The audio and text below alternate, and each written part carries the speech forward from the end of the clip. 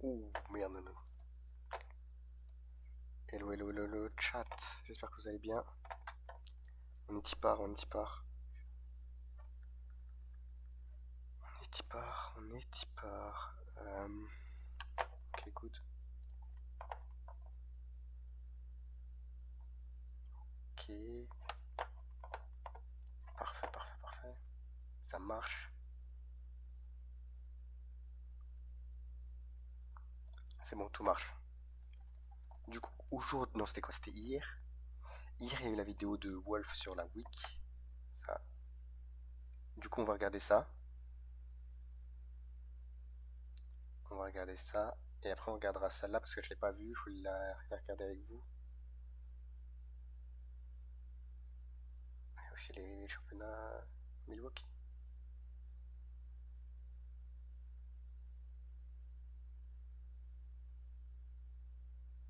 Après, on verra. On va déjà regarder les vidéos.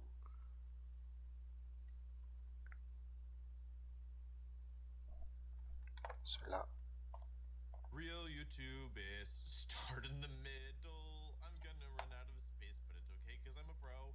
I gotta say, okay, I think I'm getting better at the intros. However, the thing is that I switched my mouse, which makes it easier. Anyway, okay, so here's the deal. Let's just get Alors. really down to the point right away, all right? If you want to go watch the team builder, skip ahead, okay? If you want to go watch the battle, skip ahead. But if you're a real gamer, sit down because I got a story for you. Okay, so there I was. This story takes place yesterday. So here's the situation. I was invited to a friend's like 1-year wedding anniversary thing, but also the 100th anniversary of their house. So it was a wedding house celebration. It was very nice. And the context here, and the context is going to be very relevant in a second, is that these are friends who I met through my girlfriend. And I like them a lot. I would actually consider them to be my friends as well at this point, which is nice. The hashtag friendship win. But here's why this is relevant, okay? So I go to this housewarming party, okay? And for context, it's fall in DC, and normally fall is like the best time of year in DC. However, for whatever reason yesterday, extremely humid, all right? And like I'm talking like you could Ok. swim in the air. It's like drizzling a little bit. Qu'est-ce qu'il va nous raconter encore? Makes the humidity go like lower. So anyway, it's actually not a very far walk from the metro to this friend's house.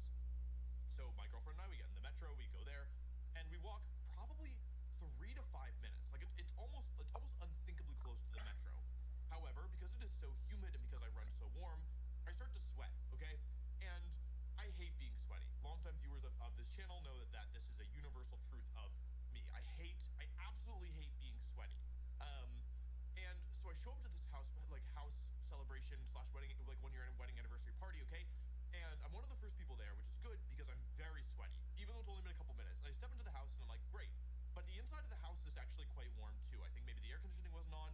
I think it was a normal temperature for normal people, but I'm on fire at this point. I show up to this party and I'm sweaty and I don't really know anybody except for the hosts. And you know, of course, it's not the worst thing in the world to be sweaty, but when you're making a first impression with a bunch of people you've never met, it becomes quite difficult. So I'm like standing there, I'm trying to make polite small talk, I'm trying to, you know, meet these people who I don't know, but I'm also sweating a lot, and I'm trying to cool down, it's not working, okay? So this goes on Ça va for être quoi le probably truc? Ça va être 5, quoi le truc? 10, I don't know, it felt like years to me because I was sweaty, but it was probably like 10 minutes, right? And at some point, you know, we're in the house, it's drizzling a little bit, and one of the hosts, she's like, oh, did you know we actually got a tent? And I was like, oh, that's fancy, you know? And she was like, yeah, we got it from, I don't know, Lowe's or someplace. And I look outside and there's this big white tent. And I'm like, oh, what a nice tent. I would love to go admire your tent, okay? Thinking strategically, if I go outside, it actually might be cooler out there. I can stand in the rain a little bit. Maybe I'll start to cool down, okay? So I step outside and I'm like, wow, like I'm going to go admire this tent. It's really moved me so much. And to be fair, I actually was interested in seeing the tent. Like, I don't have friends who have tents. Qu'est-ce qu'il nous raconte? I didn't know that was a thing you could, like, I don't know, own. Apparently they're not that expensive. So it's, you know, like kind of a nice, like, we're not talking, you know, a circus tent, okay? But like a nice outdoor tent. And I go outside and I like step outside and it is cooler outside. And I'm like, oh, okay. I'm a genius. I figured out the problem to my solution. No, the solution to my problem. Well, actually, spoilers. So I step outside. And I'm thinking, wow, I'm so clever. I have found a temperature system that is cooler than the one that I was just in. And I kind of walk walk down the stairs to this backyard, and I'm like standing there, and I see that there's people. So I'm like, oh well, I can't just kind of loom here away from the people, and also I have to go check out this tent. Now we're talking a distance of like feet. Anyway, I go and I walk underneath the tent. I kind of look around and I admire the tent, and I realize that I have a problem. Okay, because I've just exited inside, which is where the only people I know are, and I did this alone. I didn't, my girlfriend's inside, the hosts are inside, so I've stepped outside into this, second area of the party. And I go down the stairs, and I realize that there's like a round table, not a big table, but like a round table, medium size, that could fit like 8 people, like a plastic outdoor piece of furniture, right? And around the round table, there are 8 people seated, and I don't know a single one of them. So I've kind of just walked into this environment, and if you can picture this, like, they're all seated, and I'm like a stranger coming into this environment, and I'm kind of just like looming over everybody because they're all seated and they're talking to each other, and I don't know anybody. So, and there's no open seat, so I can't sit down and like join very easily, right? So now my brain kicks into, it's like freeze frame, right? Like, and I feel my brain do the thing it sometimes does in Pokemon where like time kind of stops, and I start like thinking through the different possibilities because I'm like, I just came outside. I can't immediately go back inside, right? And if I I don't really know what I'm supposed to do here because I just like J'ai un truc dans l'œil ou quoi? through, and I was like, if I just stand around here, looming over these people, like I can't think of any way to like navigate the situation gracefully, right? So I'm thinking. Time starts to like pick up again, and I'm like, okay, I see the way out of this, right? And we'll use humor to like get out of this situation, right? So I now just message me. Let me make sure he's not canceling. He'll be ready. Oh, he's ready. Oh no, I didn't even do the steamboat yet. Okay, hang on. I gotta finish my story. So okay, recap. I'm looming over these people. I don't know any of them. They're all seated. I'm standing. It's hot inside. That's not relevant right now. And I'm like, I have to find a way to kind of gracefully navigate this situation because I don't want to just stand over these people's shoulders like some kind of menacing Pokemon knowledgeable, like, I don't know, Slenderman, right? So anyway, I'm like, I figured out how to get out of this. I'll use humor. So anyway, I'm outside, time resumes, and I'm like, wow, this is such a nice tent. And one of the people sitting down is like, oh yeah, like it's pretty nice. And what the fuck? Wait.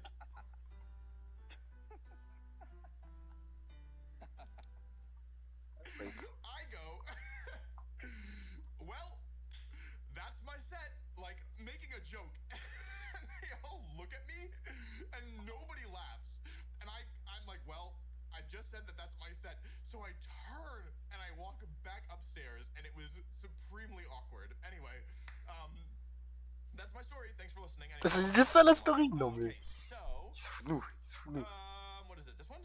Yippee. Okay. Cool. Well, Mount's Sa ready, team. so I have to go through this quickly. Here's the plan. Mount's team. Ah, il a pris le Sligo issu du coup. Il l'a pris.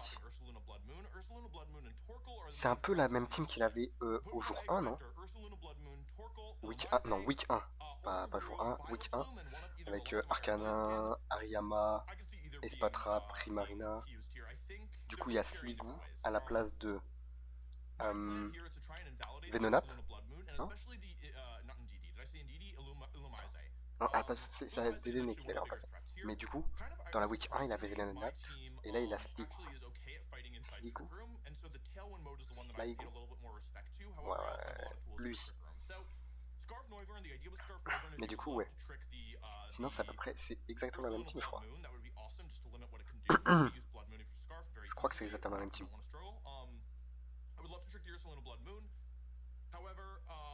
I'm also okay tricking Illumise and Oranguru as well. Even Torkoal can be tricked in a pinch. One of my best Pokemon here is Hariyama, who is a Je m'en souviens plus trop de la team de Monte.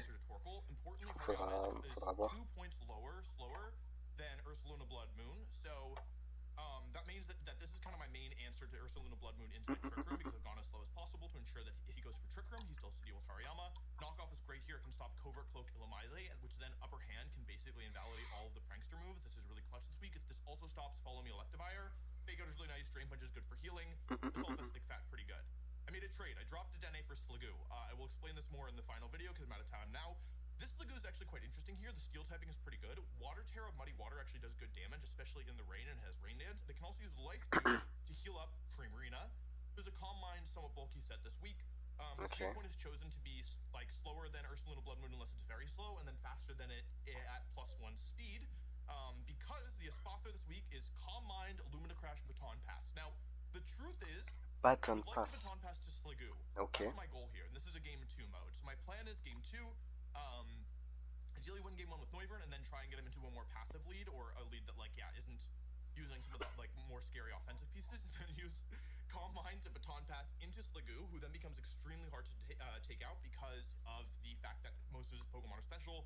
Sliggoo's already very bulky, especially with the Eviolite, and with Calm Mind, it's even more so. Il a juste Arcanine is here Muddy to Water support my pour, first pour attaquer avec training of Sliggoo. Arcanine. So, sorry to rush through this. I guess I'm a little bit later. Ok. We were, yeah, it's Morning Sun, ok, au cas où il y a anyway, la let's pull pluie the ou switch. je sais pas That didn't quoi, work. Flare Blitz, Is tout the ça. switch on? Hello? Ok, pour l'instant, c'est comme j'ai dit, pour moi c'est exactement la même team à part Venonat qui est remplacé par du coup Sliggoo. Hello. I'm still using the Joy-Cons because I haven't figured out how to charge my computer or my controller. And let me type out the Terra types now. Is there sound? Hello?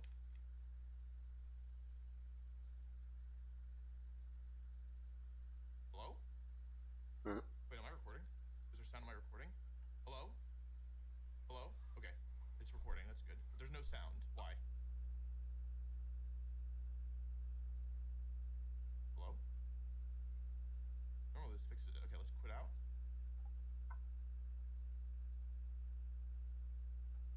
Okay, gamers, thank goodness I'm recording, because I would not have time to tell this whole story again.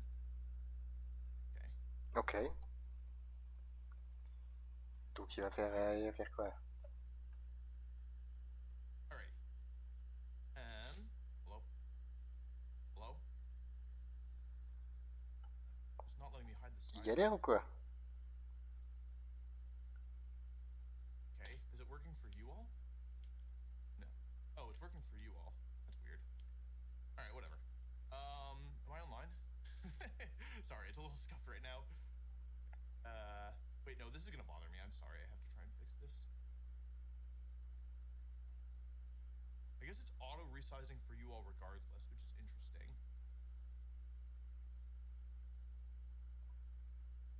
There we go, okay, now it's working for me. Okay.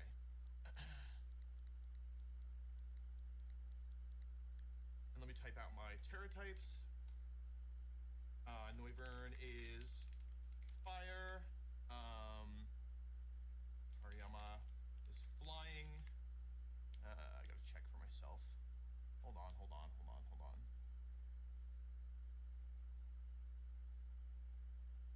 Sliggoo is water. Spothra is dark. Arcanine is water, and Primarina is grass.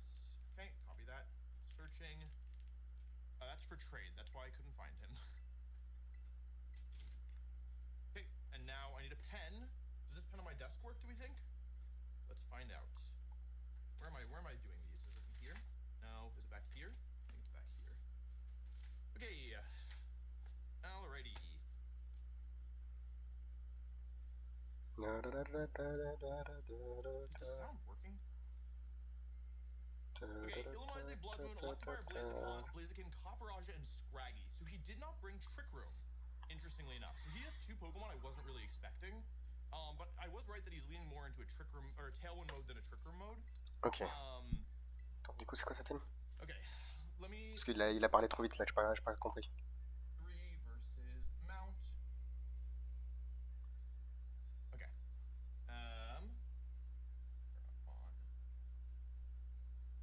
On voit le bout de son micro. Just getting set up. Là. Sorry, I should do this. 1 Terra. Alrighty. So he has Illumise, who is Water Terra. Fine. He doesn't have Vileplume. Oh. Blood Moon is Fairy. That's fine, I guess. Oh, he doesn't have Torkoal either. Oh, okay. He's brought a lot of Pokemon that I wasn't expecting. So that is not great, because it means my prep is kind of bad, probably, for what he wants to do.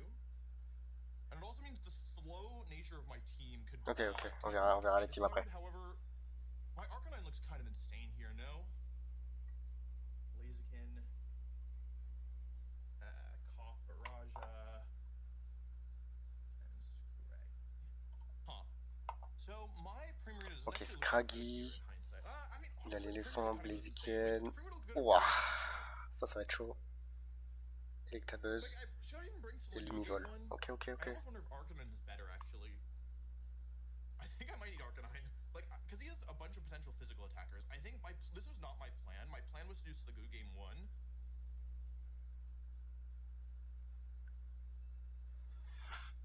Okay, my plan was to do Slugoo game 1, but I'm actually kind of I think I need to pivot here because, well, I think that this is a good lead. I think that this means no healing on Primarina though, but he has like double fighting type plus Electivire. Like, I think I need Intimidate this game. Yeah. I definitely need Noivern here. Yeah, I think I do Arcanine. It's not amazing, I would say, but I Goggle, so En Goggle fait, is Arcanin c'est bien contre yeah. Okay, mon so this is a Scraggy. bit tricky. Scraggy. Should I not pivot? Should I bring L'éléphant, Slugoo je sais plus anyway? comment il s'appelle. It's kind of tricky. No, I Blaziken, c'est think fort that I contre need Blaziken. Arcanine to intimidate here. C'est fort contre So I'm Ah, going to Electabuzz. Grass Terror my Primarina, Il est which plus means that physique Blaziken's kind of the big threat. ou spécial, Electabuzz? The only good, I guess Blaziken can be a mixed attacker. It's true. Okay, I'll do this. Let's figure it out. Merde. So the good news is that Frisk is going to give us some information right away, but I think overall I'm a little bit nervous seeing the Pokemon that he has brought because it wasn't what I was expecting. We want to see Blood Moon. Ooh, that's not good. Electivire Scraggy is the lead. Okay. So let's see here. Dépêche-toi, dépêche-toi, dépêche-toi, dépêche-toi.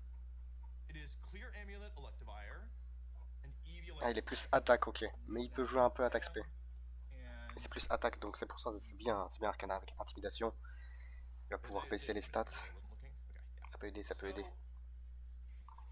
Alors, What's Scraggy doing? Scraggy, il a fait KO et tout. Take it Electivire. Il va quoi? Il va essayer de se placer. I wonder if Electivire gets Swords Dance. Let me look it up. It probably gets Sword. It probably gets some kind of boosting move, right? Electivire is kind of a big threat for my team.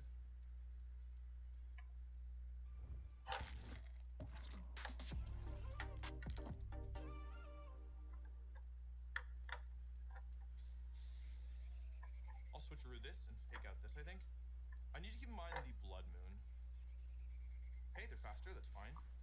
Ok.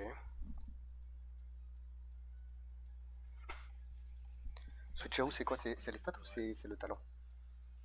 Non, c'est le thème, ok. Yeah, this is actually silly. Yeah, I realized I need to think this through a little bit more. I need to switch through the Electivire actually.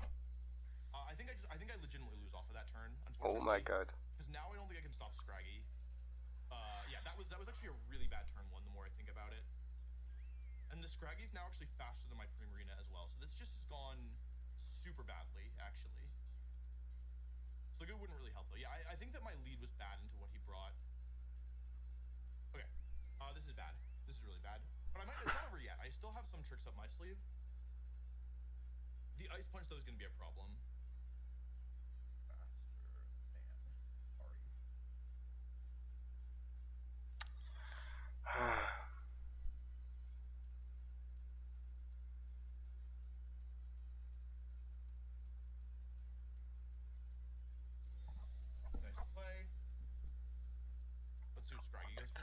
Il a coaching aussi, Scraggy, il me semble. It's probably Super Fang. It is Super Fang, okay.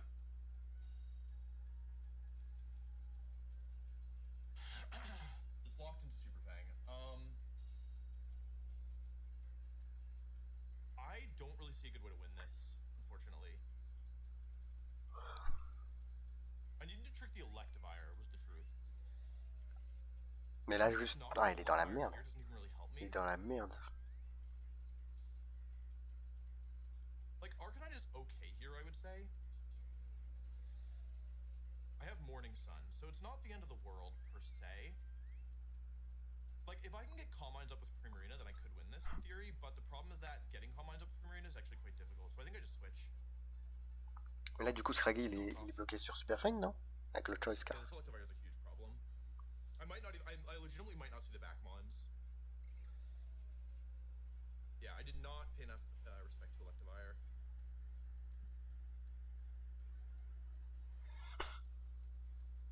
The Ice Punch, okay, they call the Grass Terra. That's good at least.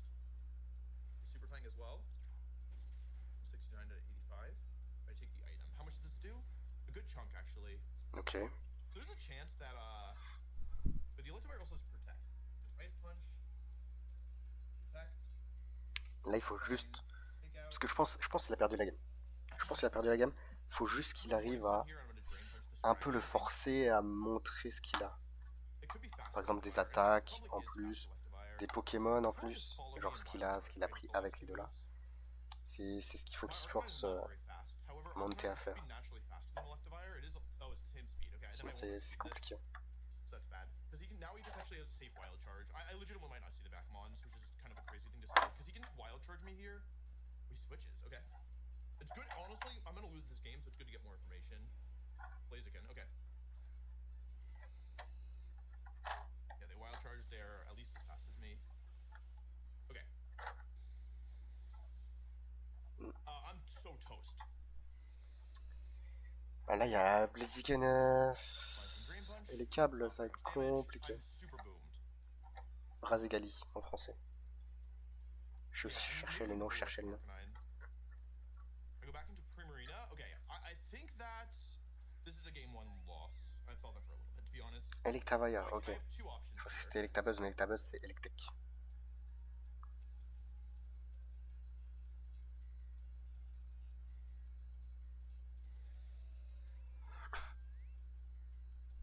Oh wait, they also have wild charge. I think I just go for Calm Mind here, to be honest. Calm Mind and Drain Punch. Okay, that's fine.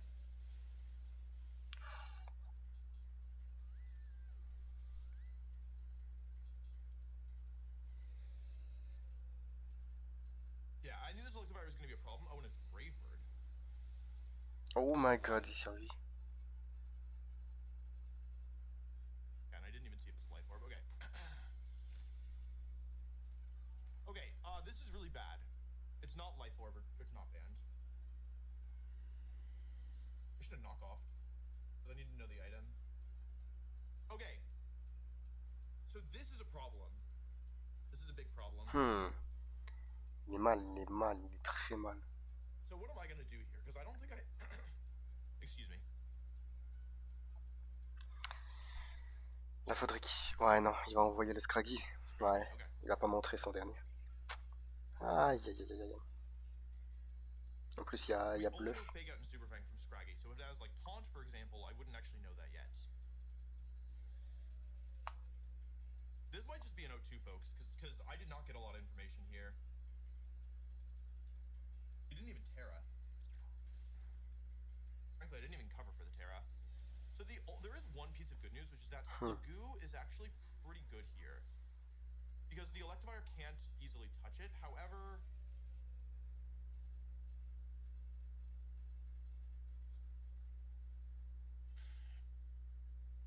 The real issue here is that was my turn one. Because I lost him on for no reason. Like, I truly lost him on for zero purpose. C'est chaud. C'est pris un point glace. So going into game two, I have a couple choices as to what to do. Alors. Là, je pense qu'il va jouer Sligo parce qu'il a dit qu'il était ok en vrai. Donc je pense que ça va partir sur Sligo. That I didn't see as well, which is Copperage, Ursaluna, and Illumise.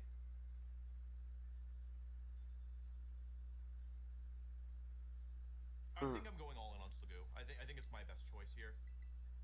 Primarina and... It's not Primarina, actually. It's Hariyama and Slagoo.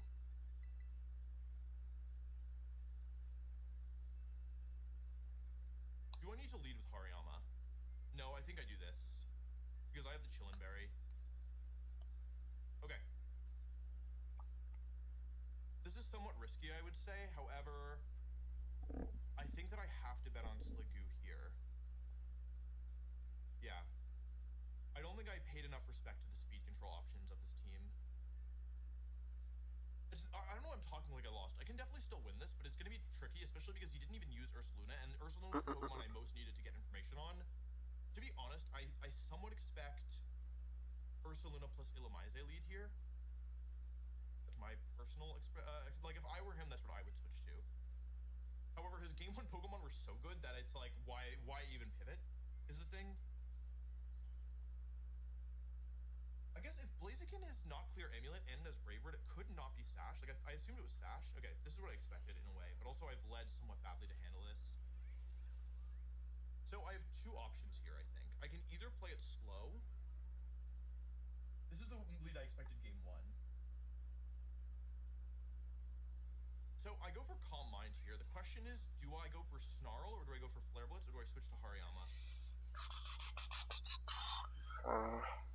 Alors c'est Luna là, c'est chaud. But the thing is, KOing Illumise actually isn't really in my best interest. I definitely Calm Mind.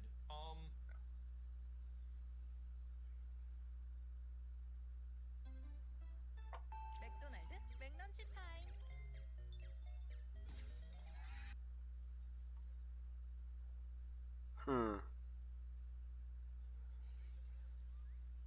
I Calm Mind Flare Blitz. Tailwind? Ok. Donc le Ursaluna il va être rapide. Est-ce qu'il va être plus rapide? Oui, je pense. Earth Power. I should survive this. Yeah. Ok. I lose my special defense and my Arcanine, so this is kind of a bad trade, I would say. It's faster than... It's not min speed. I could have switched, but because I don't know the item on the Illumise, I didn't feel like I could. Okay, I got rid of Illumise. And I got +1 on my Espathra, so I would say this is overall an okay trade. Not a good trade by any means. Because I get +1/+1 on Espathra, and I get rid of Illumise, but they have Tailwind up, so it's going to come down to Sliggoo, I think. It's going to come down to whether or not, because I needed, I wanted Arcanine to Est-ce get... que Sliggoo il peut vraiment retourner ça? I mean, I could try and sweep with the Espathra, but I just don't have a good feeling about that. Terra types. Fairy, Evire, no, Fairy, Blood Moon. There's no Ghost Terra. And now I'm +1 speed on Espathra. And I still have the Chillin Berry, so I'm not actually in any danger from this Blood Moon. This Blood Moon also isn't Life Orb.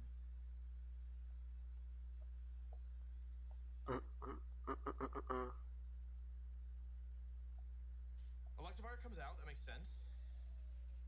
Ok. I expect the last Coupe Pokemon me. to be either Blaziken or Scraggy. 2 Calm Mind. Okay, so if I go for Calm Mind again, what happens? Like, because I could Baton Pass this turn. I think I have to Calm Mind again and Fake Out. Fake out les câbles. Ok. Pourtant Blood Moon ça fait vraiment... Ah ouais mais il a déjà boosté sa défense.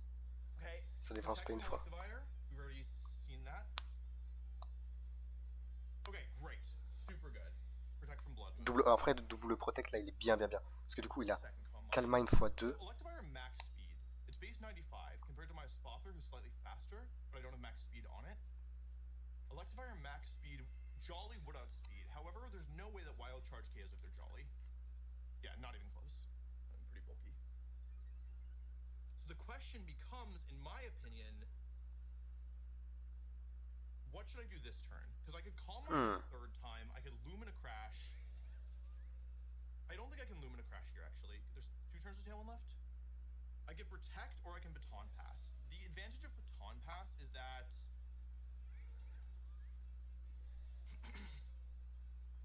Il Baton Pass sur Sligoon. Like, I kind of want another speed boost before I Baton Pass, but the problem is that if I Calm Mind again, I might die to Electivire. So I'd like to Protect here in theory. I have to Baton Pass this turn. Ouf, le Terra. Ursaluna Blood Moon, I think. Terra normal, Ursaluna. C'est quoi Terra quoi? Terra fait. Let's find out their max speed Jolly Electivire. This is why I didn't Drain Punch the slot. Also, they have Protect on the Ursaluna. They're for Jolly, okay. Great.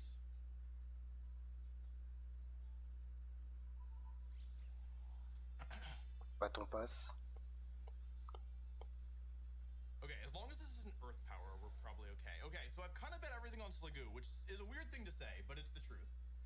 It's Jolly, Max. Okay, and they Blood Moon. Perfect. That's actually incredible. Good job, Sliggoo. Pouah. Non, ça tank. Okay, and Drain Punch comes out and does a ton of damage. Okay, cool. So now what? Mais Muddy Water, c'est pas 100% Now de... I want to go for muddy water, I think. C'est And 80, knock off the 90, Ursaluna, non, I de think, précision, il peut rater. to get rid of the item. Last turn to Tailwind, Slagoo's at +2. Muddy water plus knockoff, I think. Because it could have Citrus Berry, right? I'm so specially bulky. Like, I would love to Terra Water here. Once its Electivire goes down, things become easier for me.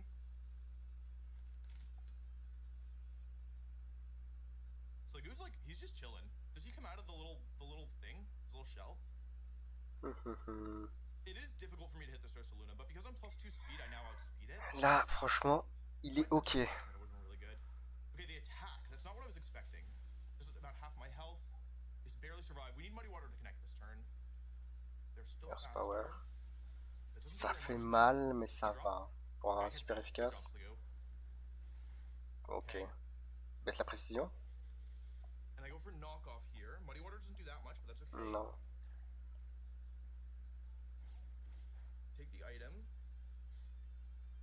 Silk Scarf. Okay. Silk Scarf, ok. Ça augmente les attaques de type normal. Blaziken's the bad situation. It is Blaziken. I mean, that's what I expected. Mais là, il n'y a plus truc, donc il peut Terra haut. Oh, this is bad. Est-ce qu'il va Terra haut Rain Dance? Ou plutôt Terra haut I Live mean, I Do? can take a hit. How much does Slagoo take from Blaziken? Probably not. Like, the issue is that if I miss, I lose, right? I would like to Life Do here, but the problem with Life... Actually, you know, Terra Water Life Do is okay, I think. I actually think Terra Water Life Do plus Drain Punch is okay here, because... Is it better to Muddy Water? Their Tailwind's over, right? Okay, I either, like...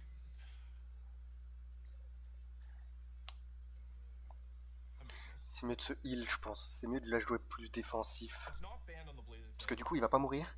Il va voir les dégâts qu'il prend. I can KO the Ursaluna with Muddy Water. I'm just kind of expecting them to protect both this turn. Okay. I would love to see protect on both. That would be awesome. Okay, I got the call right. Oh, il est bien. Il est très très bien, du coup ça va se heal. Okay. That was a really risky play because if I got this turn wrong, I could have lost. But now I've healed Hariyama out of range of Blood Moon at the very least. We haven't seen the last move on Hariyama. It might not be Hyper, or on Ursaluna. It might not be Hyper Voice. Du coup, il a le speed boost. Blaziken's gonna outspeed my whole team. However, Slagoo be at +2/+2/+2. If it hits this Muddy Water on Ursaluna, it will get the KO. So. Attends, Muddy Water c'est 90 ou 85.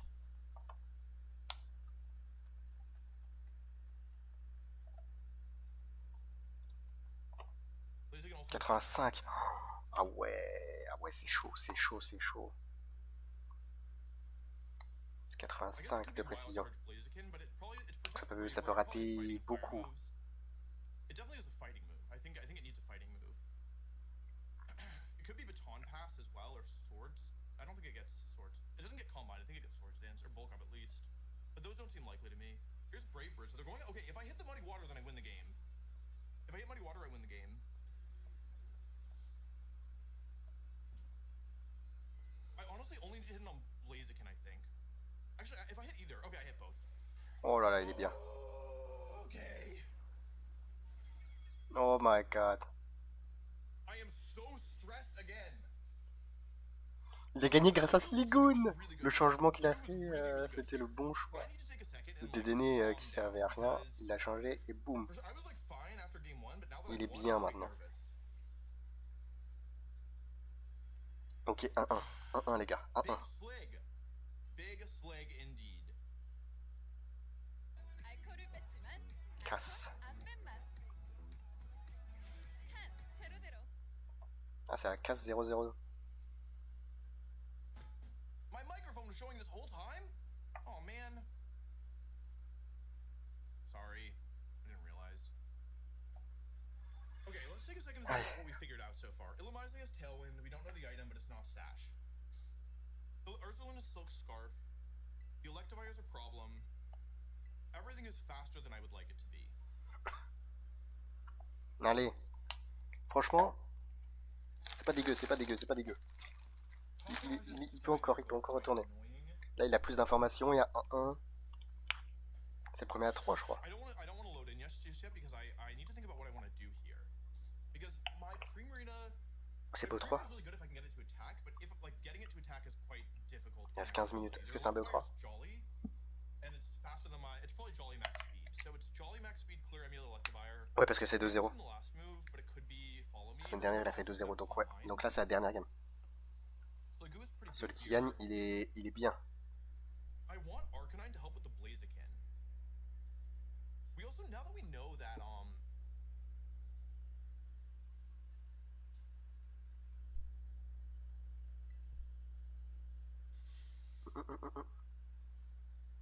we've learned some good information.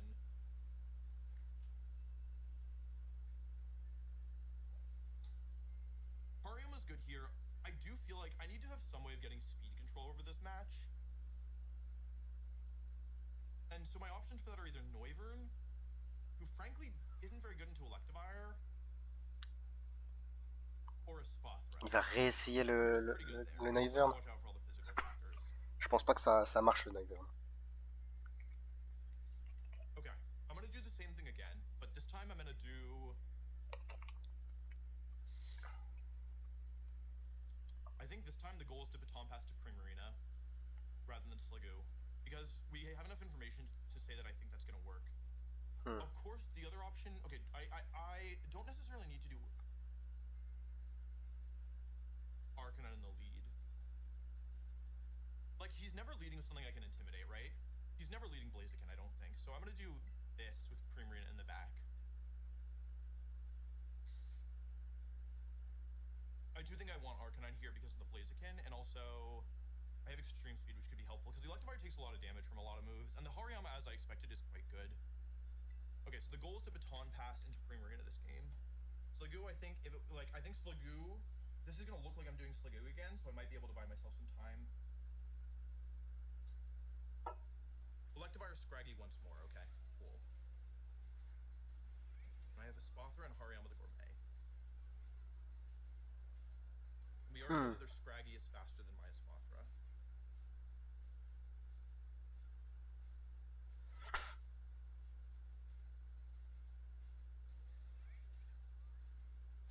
Comment il va faire? Est-ce qu'il va refaire le... Attends, j'ai pas vu ce qu'il avait pris. Est-ce qu'il a repris Sliggoo? Pour essayer de refaire le Baton Pass? Parce que ça avait marché. Ou... I could have Taunt is the problem on the Scraggy.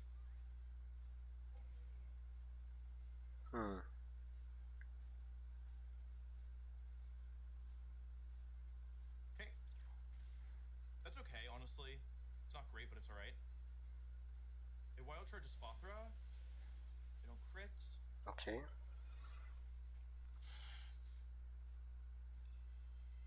Here's the issue. I'm dead to another one, but also if I Baton Pass into Primarina, that also dies.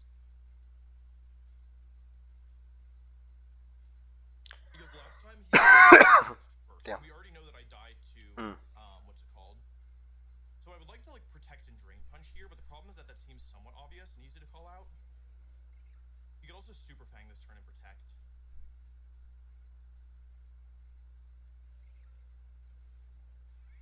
It was a bad turn for me. Yep. That was a really bad turn for me because I don't have a good switch in here either. Ok, good. In the worst case, I Baton Pass into Arcanine, I think.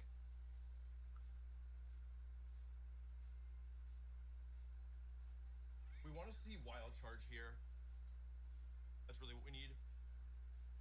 Okay, that's actually ideal, I think. Because now it's going to be in range of something else. Of Lumina Crash. And they go for Foul Play, actually. So that's interesting. But I minus one attack. So... it's a lot of damage. A ton of damage. So my Spothra versus Scraggy. Do you think I die to Foul Play? Scraggy. Foul Play. I have 84 HP left, and I'm minus one attack. I actually don't die to Foul Play. So I can go for Baton Pass here. I can also go for Lumina Crash here and drain punch here or knock off. I think I want the health back. Is that crazy to say? Because I don't die. I am -1, right? I also have my Dark Terra. Yeah, I want to Luna Crash Electivire and then Drain Punch into Scraggy, I think. Pour se régénérer le plus possible. Do I want to Drain Punch or do I want to knock off? They're both valid for different reasons. I'll go for knock off. Pour enlever les Violite. They switched, okay. Oh, en vrai c'est pas mal. Who's coming in? Who's coming in? Who's coming in? Blaziken. C'est quoi l'item du Blaziken déjà? Not good. It's not bad, but it's not good. Okay, okay, hang on. I can still do this, I think. Can I do this? Yes. Okay, wait, I know how to do this. I knock off Blaziken's item, okay. I take Faut qu'il away sache. Sash. Oh, what's Sash?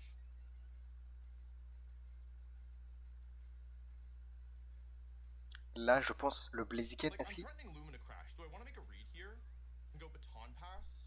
Parce que là Blaziken il va sûrement faire Protect pour essayer d'avoir le boost en vitesse. Donc je sais pas si... Je sais pas s'il va vraiment faire Protect ou s'il va essayer d'attaquer ou pas. Mais je pense qu'il va essayer d'avoir le boost en vitesse. Protect plus switch to Arcanine is also an option. Like, the problem is Scraggy could come back in here. I don't know what to do here. I want to call out the Scraggy switch.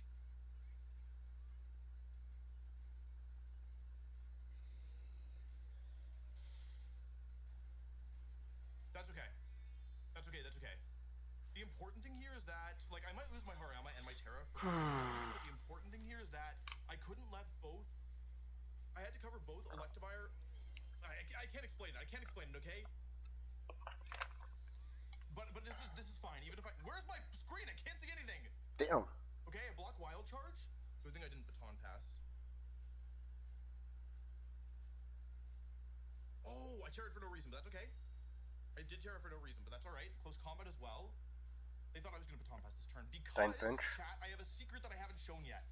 A secret that could legitimately win me this game as I get rid of Electivire. Chat, I'm not live. I'm talking to nobody. Okay. Il abandonne pas là, et il n'y a plus d'Electivire. Oh! Donc ça... Wait, they're flying Terra Blaziken. Because I could potentially KO the Blaziken just with Lumina Crash here if I wanted. But here's the situation. They're going to go back into Scraggy, I think. Which allows me to reveal... Yes, okay, the tech that I haven't shown yet. Okay, perfect. Because I haven't shown Hariyama's 4th move, which is Upper Hand, which can stop Fake Out. Even though I'm slower than the Scraggy, I can still stop the Fake Out. So they're +1, I'm +4. I think I just go for it, to be honest. Il Baton Pass et Upper Hand pour bloquer le Fake Out. Terrifying Brave Bird, though. Like, do I want to Baton Pass or do I want to just Lumina Crash? Est-ce qu'il tue avec Lumina Crash? I think if I Baton Pass, I could lose, actually. So I think I'm just supposed to Lumina Crash and Upper Hand here. Lumina Crash and Upper Hand. It's the same priority. I'm the dumbest guy of all time. It's the same priority.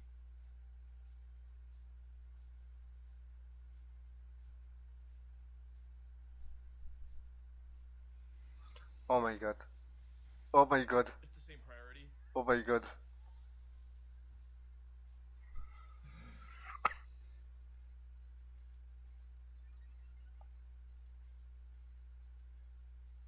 Okay, so obviously that's pretty bad. Obviously that's very bad. Because I wasted an entire turn there. Oh I my think that god. For many players, I could see a world where this would derail me completely. However, I'm actually still in okay shape, and I think I would really kick myself if I lost this game because I lost a winnable game when I could still win. The problem is that the Scraggy is faster than my Primarina as well, so that's not good. Oh yo yo yo yo. Oh là là. I've used my Terra. Mais normalement, I'm not Apparent, gonna ça take compte here by pas. any means. However, because I still have my defensive core, I think it's still probably Parce qu'il a dit que c'était So I'm gonna go into la même Primarina priorité here. parce que t'as des priorités de 1 et t'as That des was a really priorités de bad turn, 2. though, because if I switched to Genre Arcanine, Protect it c'est would le plus haut priorité je They crois. went for close combat. Du They coup, went for Brave Bird, I guess. c'était le même type de priorité et du coup, vu que le Scraggy est plus rapide, ça passe en premier. Here's my guess, okay? My guess is that they don't have. They're really worried about this Primarina. Du coup, je sais pas. I think this is still winnable. Aïe, aïe. Blaziken. We don't know what the last one is, but because Electivire is down, even though I use my Terra, it's like kind of okay. They have not used their Terra though.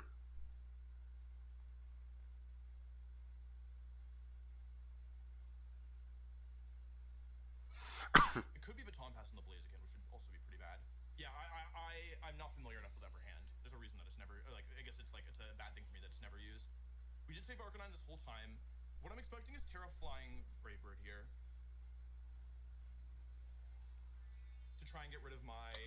Il est moins en attaque, mais... Primarina. And the reason why I made this play of Protect and Switch is that it should open up the ability to go from Moonblast into the Scraggy and Flare Blitz into the Blaziken, which would potentially be a double KO, and from there I think I can win.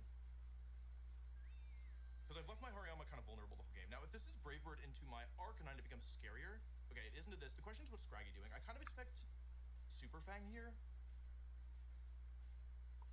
Okay, but it's into Primarina. Yeah, my guess is that the last Pokemon is Ursaluna Blood Moon, and Mount probably thinks that, and maybe correctly thinks that if he gets rid of,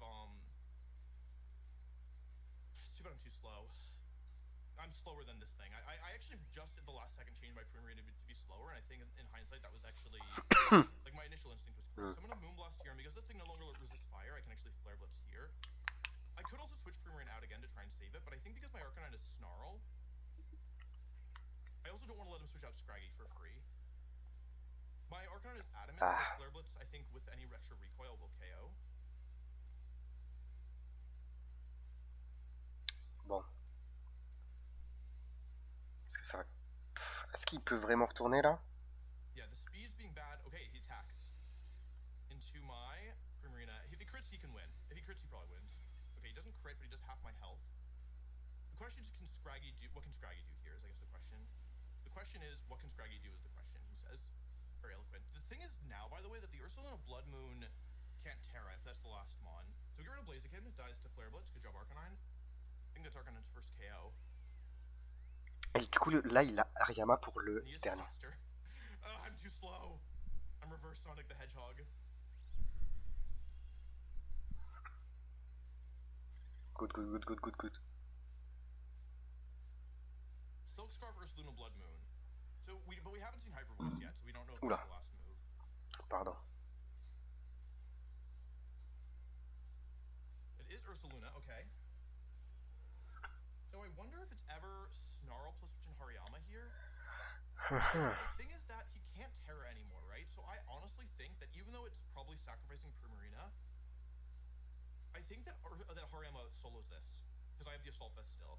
So I think Hyper Voice plus Snarl is just completely reasonable, because what I don't want to have happen is lose to Surprise Calm Mind. You know what I mean?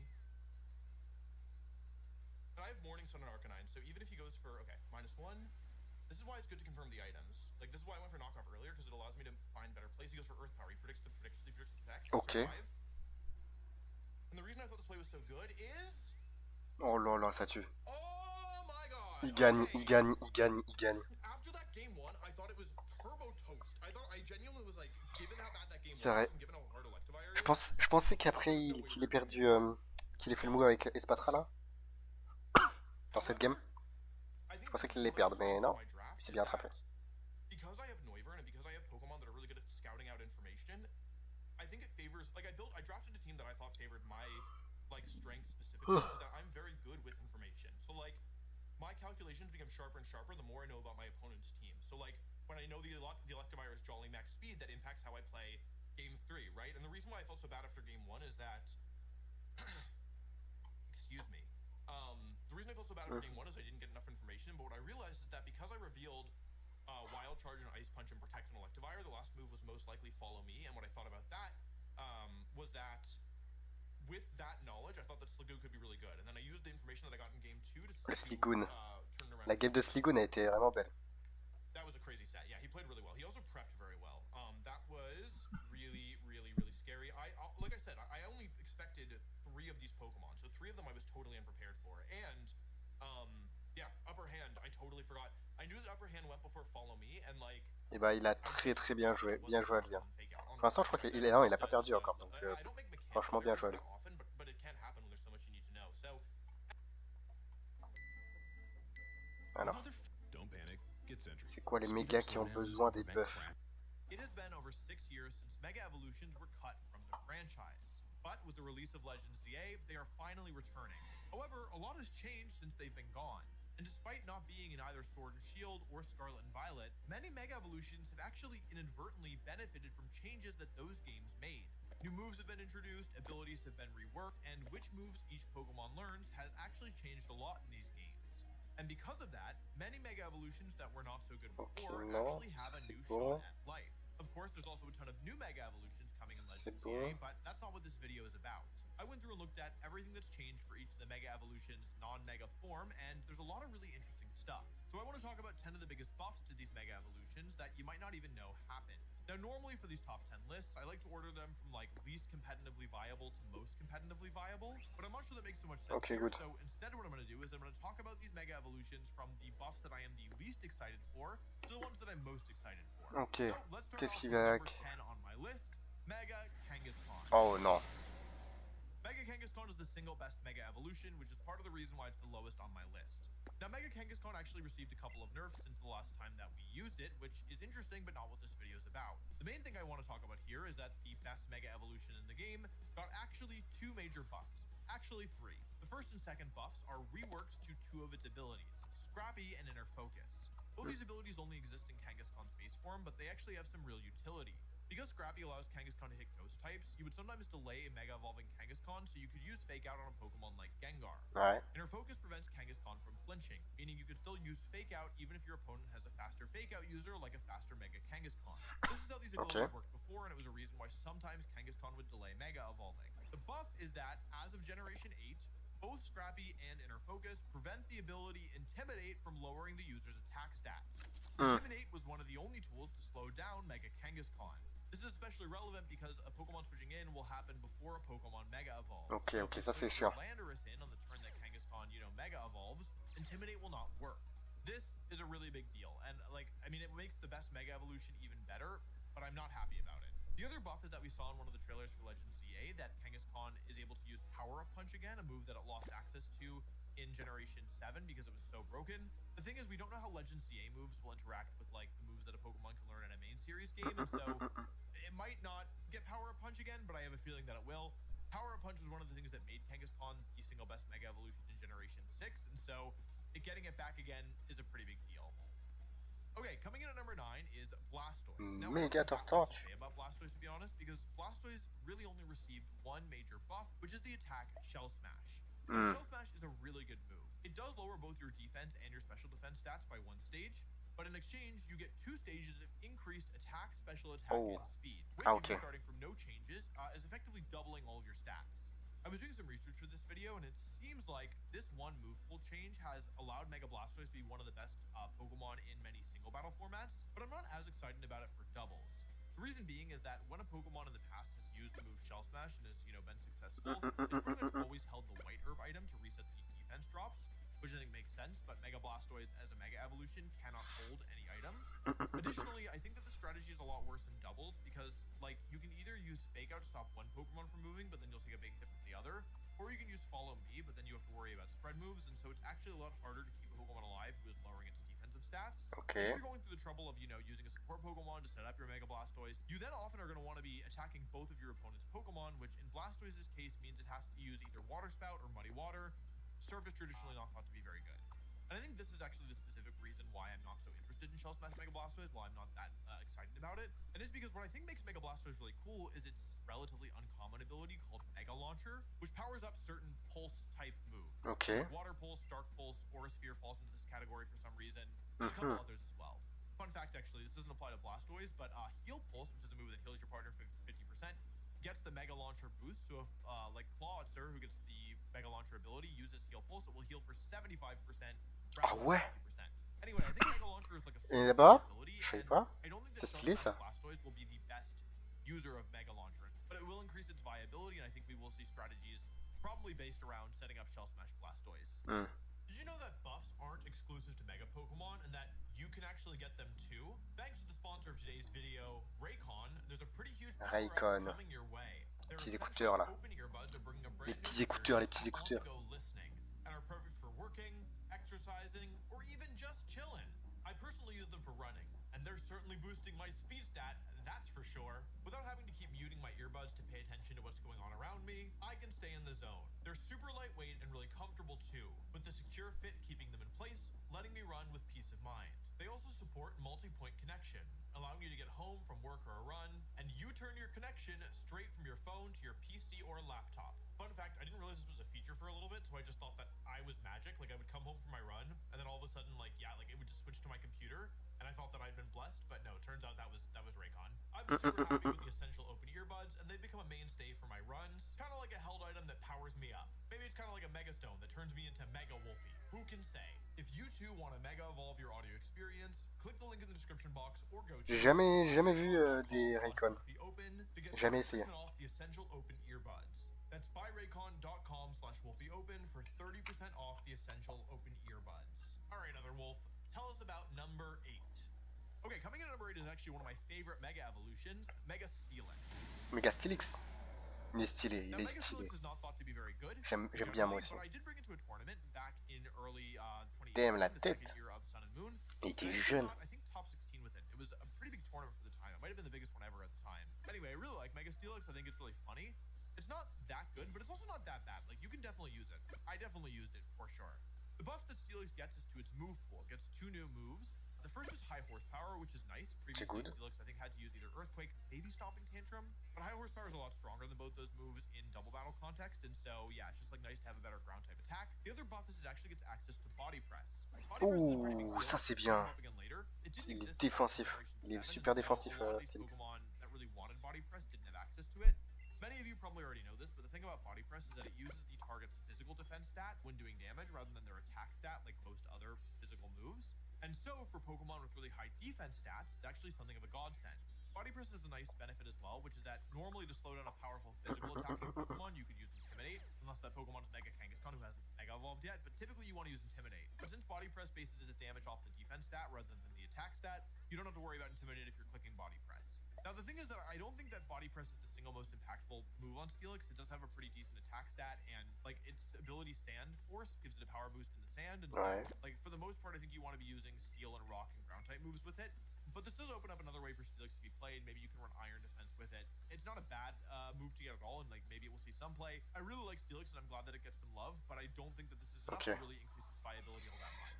Ouais, après, ça pourrait être joué comme un... Je sais pas, non, même pas comme un support. Faudra voir, faudra voir. Just do me a favor and make sure you subscribe. Pokemon tends to move pretty fast, so I'm sure you don't want to miss anything as it develops. Anyway, coming in at number 7 is Mega Gardevoir. Mega Gardevoir. Okay. Mega Gardevoir is actually one of the better Mega evolutions. It won the National Championships back in 2015, and I actually won a regional with a cool Imprisoned Mega Gardevoir set intended to beat other Mega Gardevoir.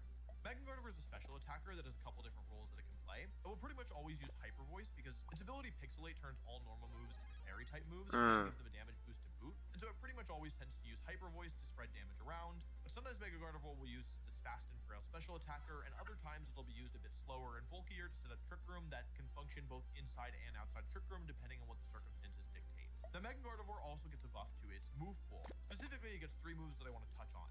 The least impactful is probably Mystical Fire. This isn't a bad move. It's a fire-type attack, which is really nice for Gardevoir, whose Psychic and Fairy typing means that it can't really touch Steel very well. And it also lowers the target's special attack stat whenever it hits something. This is a good move, but it's actually not that strong, and Mega Gardevoir being not that bulky and being specially bulky, so it doesn't necessarily need to drop the target's special attack, means that I don't think this will see that much play, but it will be an option that players can use. The second one's a bit surprising, and it's not the most powerful attack, but I personally think it could be really good. It's Vacuum Wave. Vacuum Wave is a weak, special attacking, fighting type move that has an increased stage of priority. Priority is a massive deal in competitive play, and fighting type special coverage is pretty rare. The thing is, this is such a weak move because Gardevoir's not a fighting type, and also, like, the move is just relatively weak in the first place. But being able to finish off a Pokemon with 1 HP or hit a Pokemon that is really weak to damage, I think is a pretty nice addition to Gardevoir's. Ça peut être pas mal, ça peut être pas mal. The biggest addition, though, is the fact that Gardevoir now gets the move introduced in Sword and Shield, Expanding Force. Oh, Mega Gardevoir Expanding Force. Avec une Didi là, mama, ça va faire mal.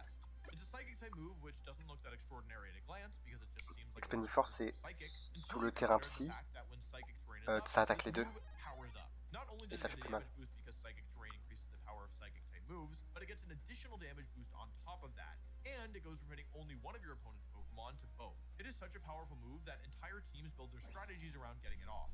As of Scarlet and Violet, there are two very good Psychic Terrain setters in Indeedee and Tapu Lele, and so it's not impossible at all to set up Psychic Terrain. Given that Gardevoir is already a very powerful Pokemon and a Pokemon that's seen success, I think this is only a buff to it.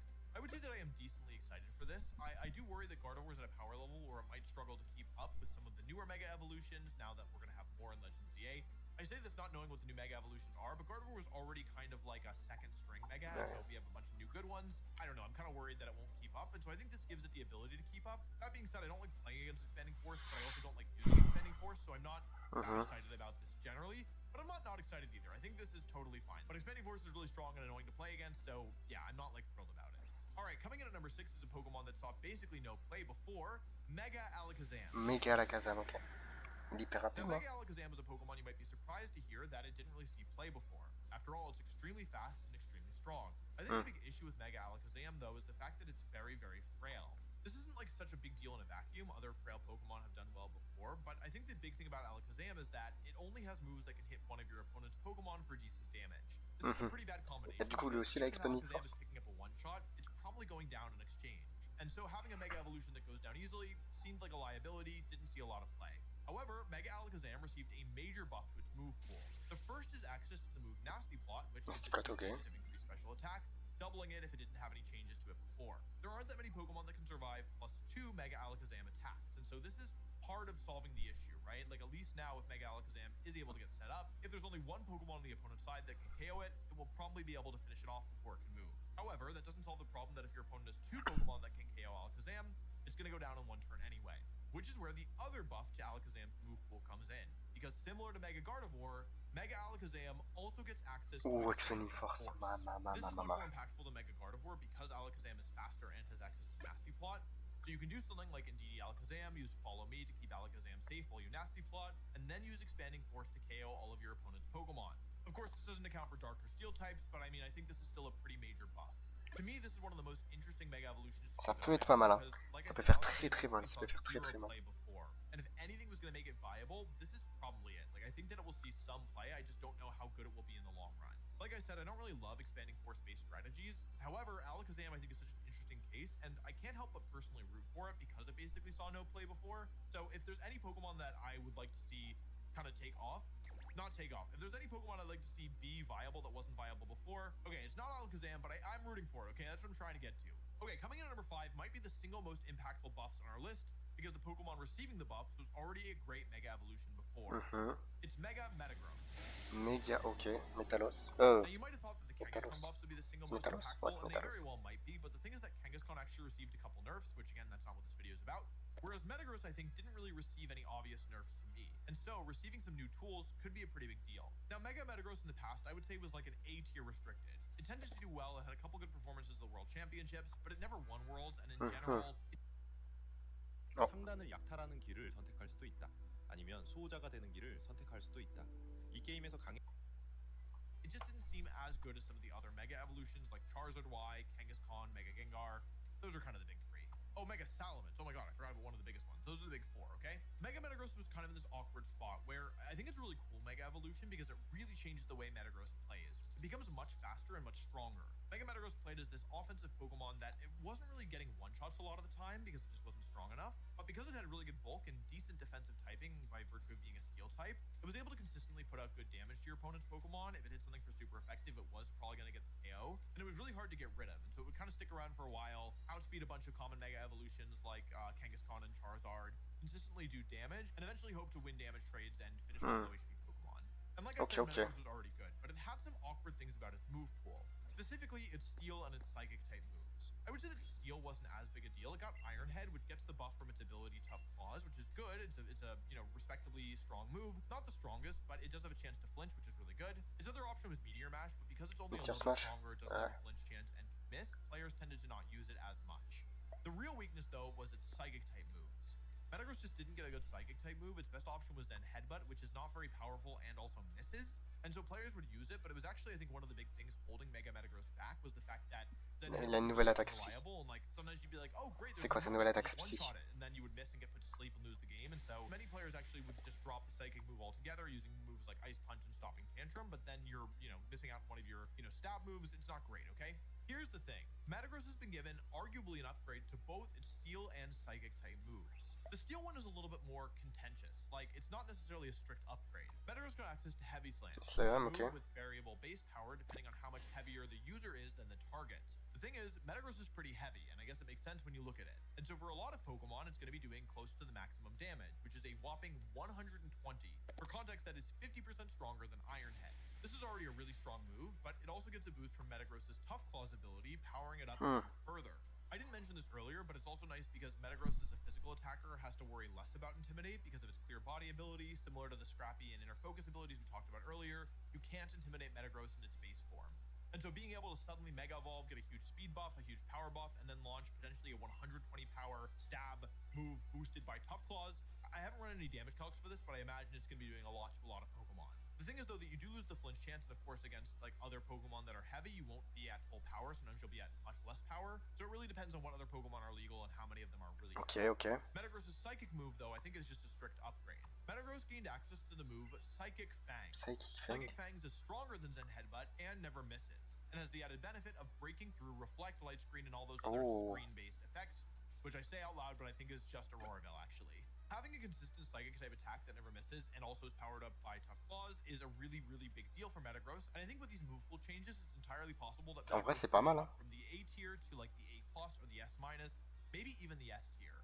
It's a Pokemon to keep your eye on, and I would not be shocked at all if it was one of the best Mega Evolutions going into Pokemon Champions. Et bah, vraiment, là, il pense vraiment que ça va être une des meilleures Mega. And the Mega Evolutions that I'm personally more excited for are the Mega Evolutions that didn't really see much or any play at all, and now might actually have a chance. Which leads me to the number 4 Pokemon on our list, Mega Aggron. Mega Aggron. I like Mega Aggron. Lagron? Non, c'est pas Lagron, c'est... But I do like it. Here's the Comment il thing s'appelle? about Mega Aggron. They have spec'd this thing almost entirely En français, c'est comment? Aggron. Galeking. Mega Galeking. into its bulk. It is so ridiculously tanky, and I mean, look at this defense stat. It's just monstrous. The problem is, though, that in double battles, like, it's not so good just to be super tanky. You have to be able to contribute. And while Mega Aggron can, use Heavy Slam for damage, or, I don't know, can use Thunder Wave, it just doesn't have Est-ce that qu'il a much body to press? do. It kind of just sits in the field and allows your opponent to play a 2 versus 1. In other words, it can actually end up being a liability. Or it could be a liability the last time it was legal, because there's been a change for Mega Aggron. It has gained access to Body Press. Oh là là là là. Steel is the single best defensive type in the game, and Mega Aggron's ability Filter powers down all super effective moves. Being a pure Steel type is actually, I think, better here than being a Steel and Ground type compared to Steelix, because, like, you just have fewer weaknesses, and with access to Body Press, Aggron is now able to be not only a defensive threat, but an offensive one. The main strategy I expect to see from Mega Aggron is something like Iron Defense plus Body Press, Iron Defense increasing your defense stat, Body Press then using It is hard for me to imagine even super effective damage doing much to a +2 defense Mega Aggron because of Filter, because of the base defense stat. Now, Aggron isn't a fighting type, and so it's not going to be getting the same type attack bonus boost that it would get if it was a fighting type, but I'm not so worried about Aggron doing damage, to be honest, with Body Press. Body Press, mon gars. Ça va être beau, ça va être beau. Kind of borderline unusable before, and now it actually has a role that it can fill. We don't know what Pokemon are going to be in Champions. C'est un peu comme Zamazenta en moment, là. Fighting moves that Mega Aggron is weak to, potentially even redirect them with Rage Powder. I could see it actually doing quite well with the healing from Hospitality, with the ability to set up. There's tons of other Pokemon that could work as well, but yeah, I think Mega Aggron is actually a Pokemon that we might see, which is not something I would have said prior to getting this move. Okay, before we get into the top 3, I want to talk about some honorable mentions. These are buffs that I don't think are going to be the most impactful, but I was still found when I was doing my research for this video, so I wanted to talk about them. Mega Garchomp gets Scale Shot. On the one hand, this is good in a vacuum because Scale Shot's a great move and it boosts your speed and does damage, and so Mega Garchomp's main weakness is that it's slower than regular Garchomp. This seems good in theory. The problem is that Scale Shot, number 1, can miss. Number 2, it only hits 4 or 5 times if you give it the loaded dice item, and so you might be, using a 50 base power move some of the time that can also miss. It doesn't seem super good. I wanted to mention it. Charizard gets Weather Ball, which is a big deal because previously Charizard had to use either Heat Wave or Overheat, or I guess Flamethrower was an option as well. Weather Ball seems cool. Like, it is better than Flamethrower because it's slightly stronger, but also it relies fully on the sun. I don't think it's like the most impactful thing. It also gets Scorching Sands, which I don't think is the most impactful thing. So I don't know. Ok. Interesting buffs. Don't think it's going to be a huge deal. Mega Venusaur gets Earth Power. I don't think this is going to be that big a deal because typically Mega Venusaur plays more like a defensive Pokemon using moves like Leech Seed or Synthesis or Sleep Powder. Plus, you know, Giga Drain and Sludge Bomb normally as well. So I don't think it really can fit Earth Power very easily because it tends to be this Drain Tank Pokemon rather than an offensive sweeper. But it is a new move for its move pool. Ok. Est-ce qu'ils vont parler... moi j'aime bien Tenefix. Mega Swampert gets Flip. Non, Swampert. Now, I don't really Flip turn. believe that this is going to be enough to make Mega Swampert the most viable, but it was somewhat viable before just because Swift Swim in the rain is really, you know, strong. I think the biggest thing for Mega Swampert, though, is whether it gets access to Wave Crash. If it gets Wave Crash, I could see it being much stronger because otherwise it has to use either Waterfall or Liquidation, which just aren't the strongest moves. We'll see. Mega Medicham gets Close Combat. I don't love Mega Medicham, but I did have to play one in the finals of North American Internationals back in 2019, so it was a Pokemon that, while not popular, was usable at the very least. In the past, though, it had to use High Jump Kick, which is just like the biggest downside if you attack into Protect or you miss. Now it gets access to Close Combat, which I think that might be new. I don't think it had access to Close Combat before. I was like, why don't I remember? Like, I played it in the finals, and then I remember that I one-shot it both games. Like, it didn't get to attack either game. Rayquaza just ate it for breakfast. So, I don't know. Maybe it already had Close Combat. This makes it easier to use, though. Mega Gyarados gets a bunch of new moves, including Flare, Lash Out, Scale Shot, and now as a Dark type, it's immune to Prankster. The thing is, the reason I didn't include these moves is that while they are like good and they might have some niche applications, for the most part, Mega Gyarados wants to run Protect, Dragon Dance, Waterfall, and then either Earthquake or Crunch, and so I don't think it really easily fits any of these moves, especially given that these aren't like tier 1 moves by any means. I don't want to mention them here. Mega Gengar gets a bunch of new moves. A couple that stand out to me are Acid Spray, which can cut target special defense in half and combo with a powerful partner. It also gets Nasty Plot, which allows it to set up, which I don't Tu think peux le jouer un peu plus offensif ou un peu plus défensif avec les deux là. Doesn't have a spread move, but it's worth noting that you could use Nasty Plot Mega Gengar now.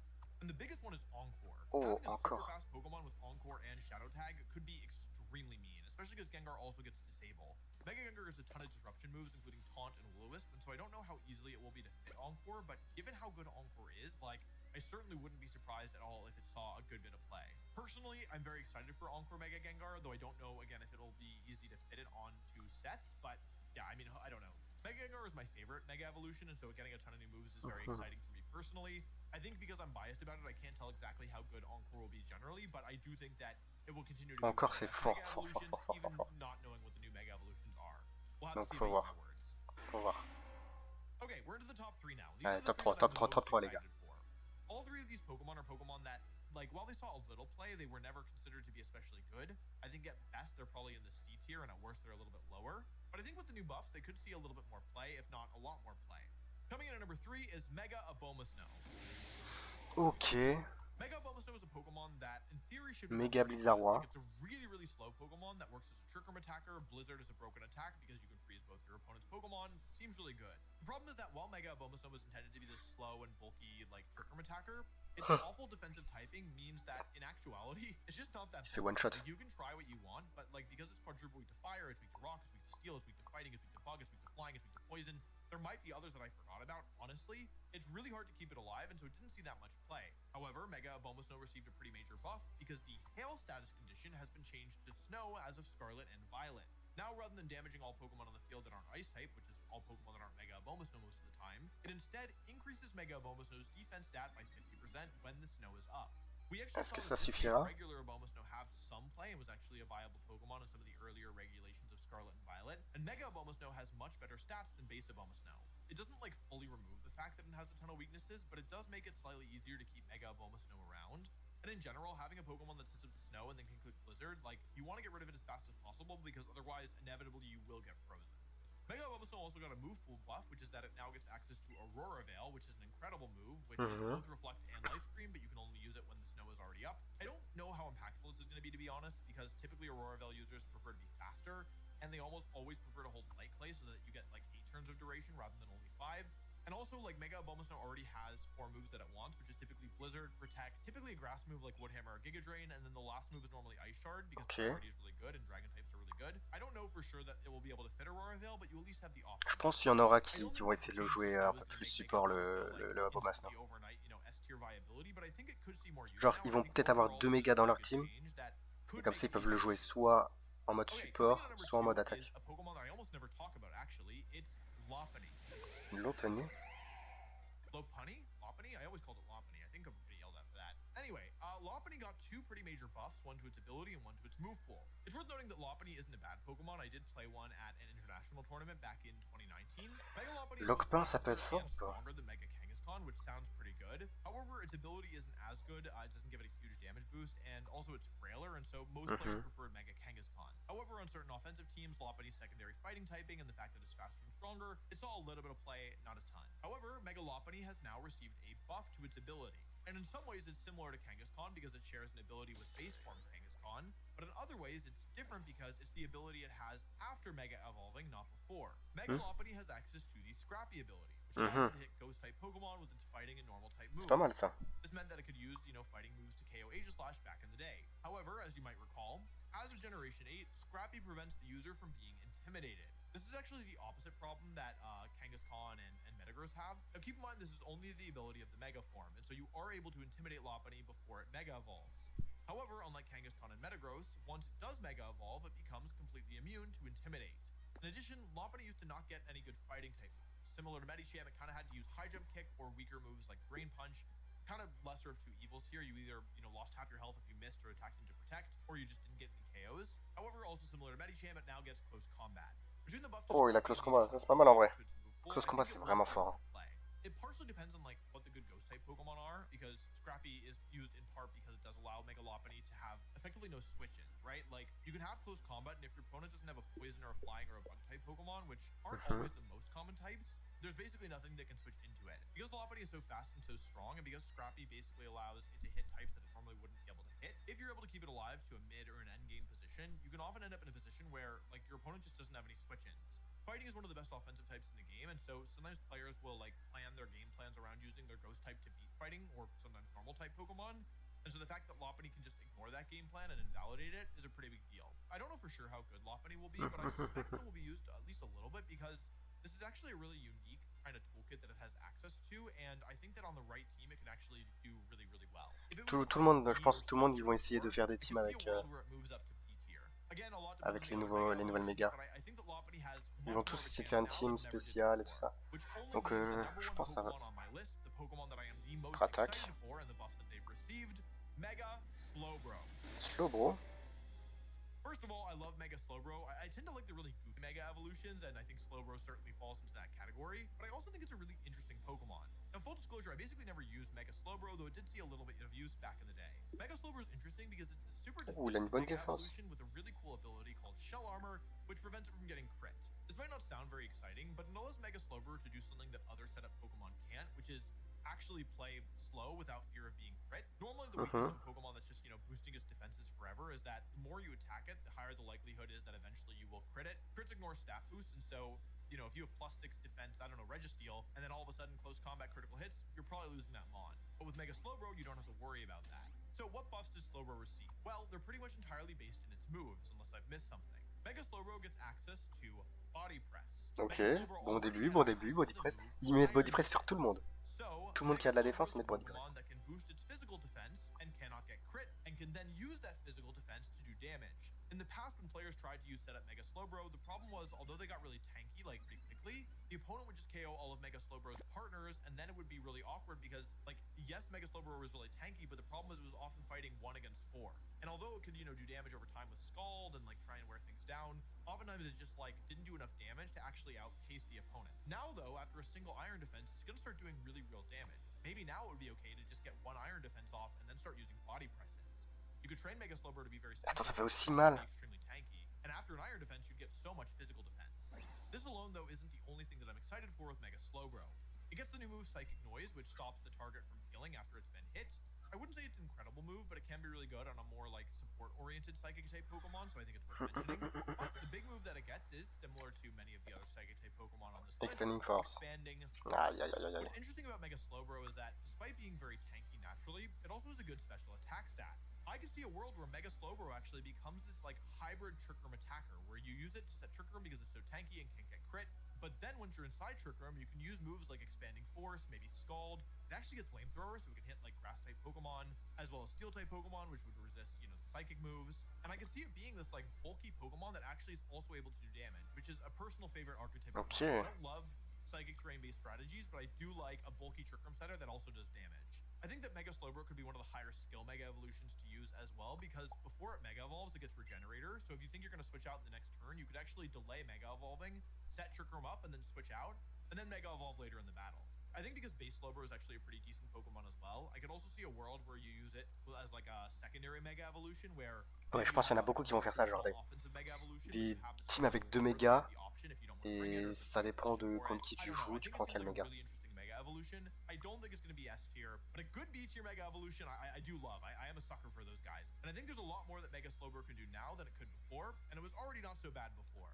Anyway, that's my list. I didn't mention every single Mega Evolution that got a buff because I wanted this video to be a reasonable length. Ouais. I wanted to talk about the ones that I was the most excited for and I thought were the most important. Ah, dommage, il a pas parlé de non mais oui. Moi j'aime bien non mais oui. Thinking about playing D&D. Oh. My bad. Non mais oui, je trouve ça. Je trouve il est stylé.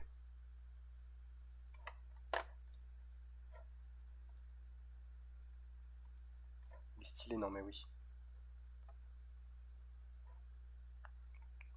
Pokémon.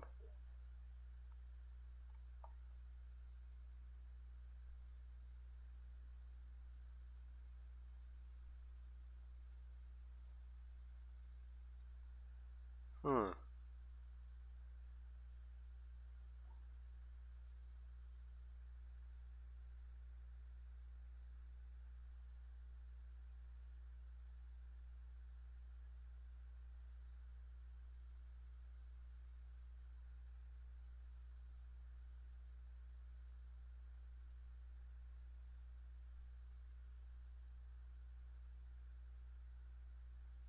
Ok. What?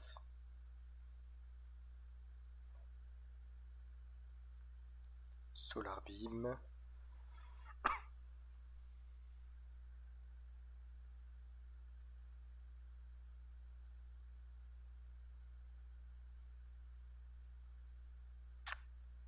Ah.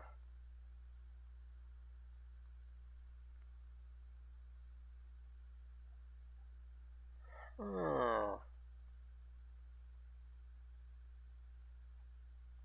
C'est quoi ça? Real YouTube is very difficult. Also, this camera isn't really. Hang on, give me 1 second. This. Okay, whatever. That's good enough. Et que dans une seule team? So today we're going to be talking about Japan Nationals, which is always one of the most interesting events of the season.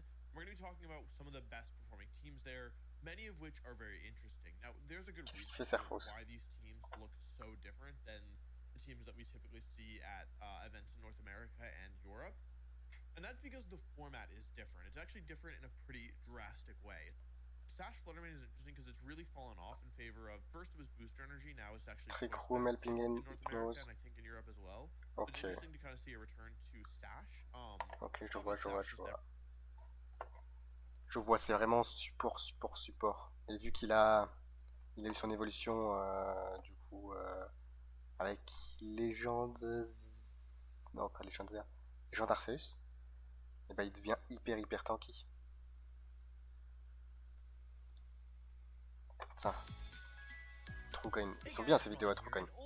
Few months, I released 3 videos where I randomly generated a bunch of attributes like a type combo and environment, and the 4 Poketubers I invited had to figure out how to design a Pokemon based on these traits. Once they handed in their designs, I redrew their Fakemon in the official Pokemon art style, and even threw in my own design into the mix. And the guests had to vote for their favorite without knowing whose was whose. You guys absolutely loved the last 3, so here's part 4 with 4 new guests. Let's see if the winner is one of their Fakemon or the secret one I made. Make sure to leave a like if you want to see a part 5, and subscribe to know when and if that comes out.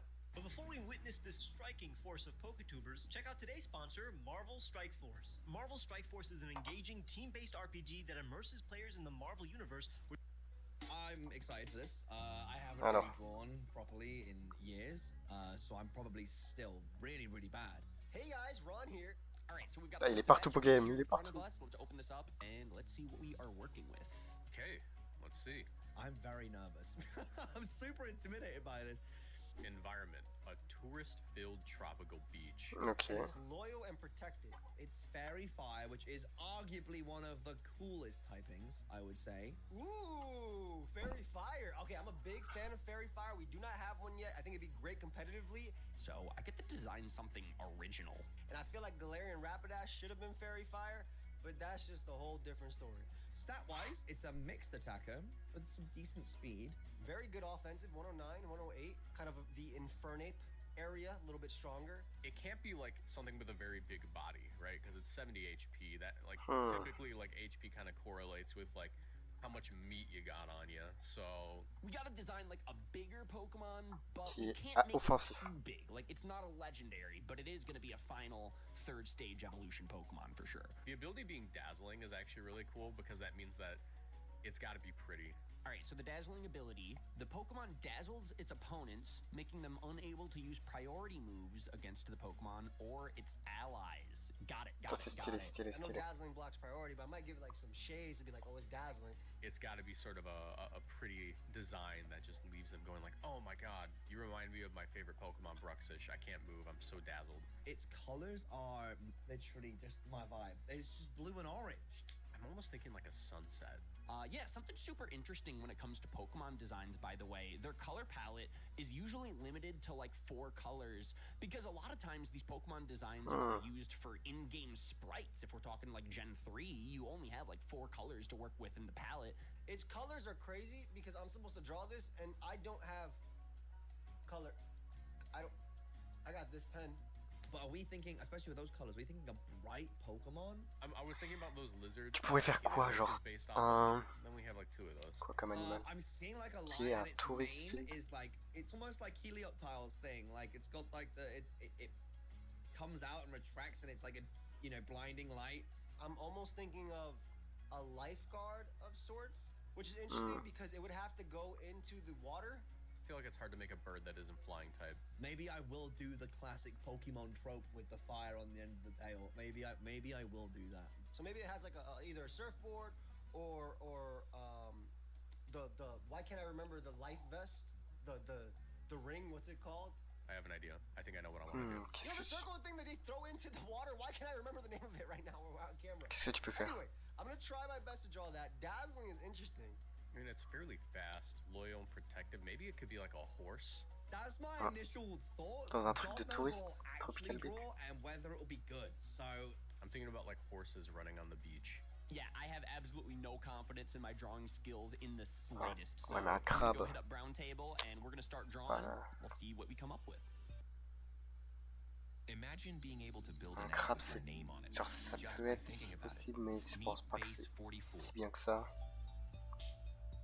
So what I basically made here was I'm a big fan of Don Quixote, and what I wanted to do was make a sort of like a noble horse or like almost like a horse donkey hybrid. Don Quixote is like famous for like chasing windmills, thinking that they're giants and like he's not really needed. So I wanted this Pokemon to be like a horse that was like noble but like in well-meaning but kind of dumb, a little dopey. Like it's not needed to protect the beach area because it's so safe, but he's like doing his best anyways. You know, like, oh, I'll protect you from that giant, and it's like a lifeguard tower, that sort of thing. So I wanted like the windmills to be represented in there, and also incorporate them into its attacks. So like it would spin the windmills to like shoot the fire, that sort of thing. Almost like what is a polar bear doing in Arlington, Texas type thing that's going on here? Like, why is there a knight at the beach? Oh, a horse. Oh no, I don't like drawing horses. Damn. This is a challenge. And you basically have what, a windmill around it? I like the insignia of the fire. That's a nice touch. Hopefully I'll try to find a way to make that look natural, because right now it looks like a horse with things on top of it. But this color scheme, it's working. I guess this is basically a Don Quixote inspired Pokemon. I'll try to add some knight-like attributes, and I do like that it has a unique personality. Like the eyes don't look that happy, and that's just part of the design. So that's a unique trait. Overall, definitely glad that it Un cheval. Ouais, on va dire que ça peut passer. I haven't drawn in a really long time, and I was like, when I did this, I messaged Ron and was like, you know what, I can draw a little bit. And then when I actually started drawing again, I was like, I wanted to literally take back everything I said because I completely forgot how to do everything. I made a guy called Leo Mist, and I'm gonna be honest with you, it's one of those Pokemon I just sort of like mishmashed a little whole thing, and it ended up being a bit of a chimera.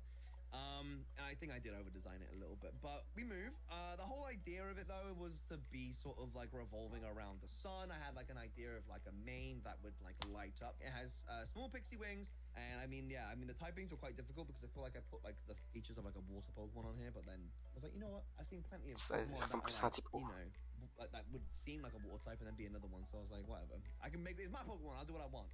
Oh, okay. I mean, it looks like a realistic sea lion, but with things on it. And I mean, that's a good thing because that means it'll be a treat to just take this design and just redraw it in the Sugimori style. It is cluttered. It'll be hard to streamline it because I do want to keep pretty much every element or else it just won't feel like the same Pokemon.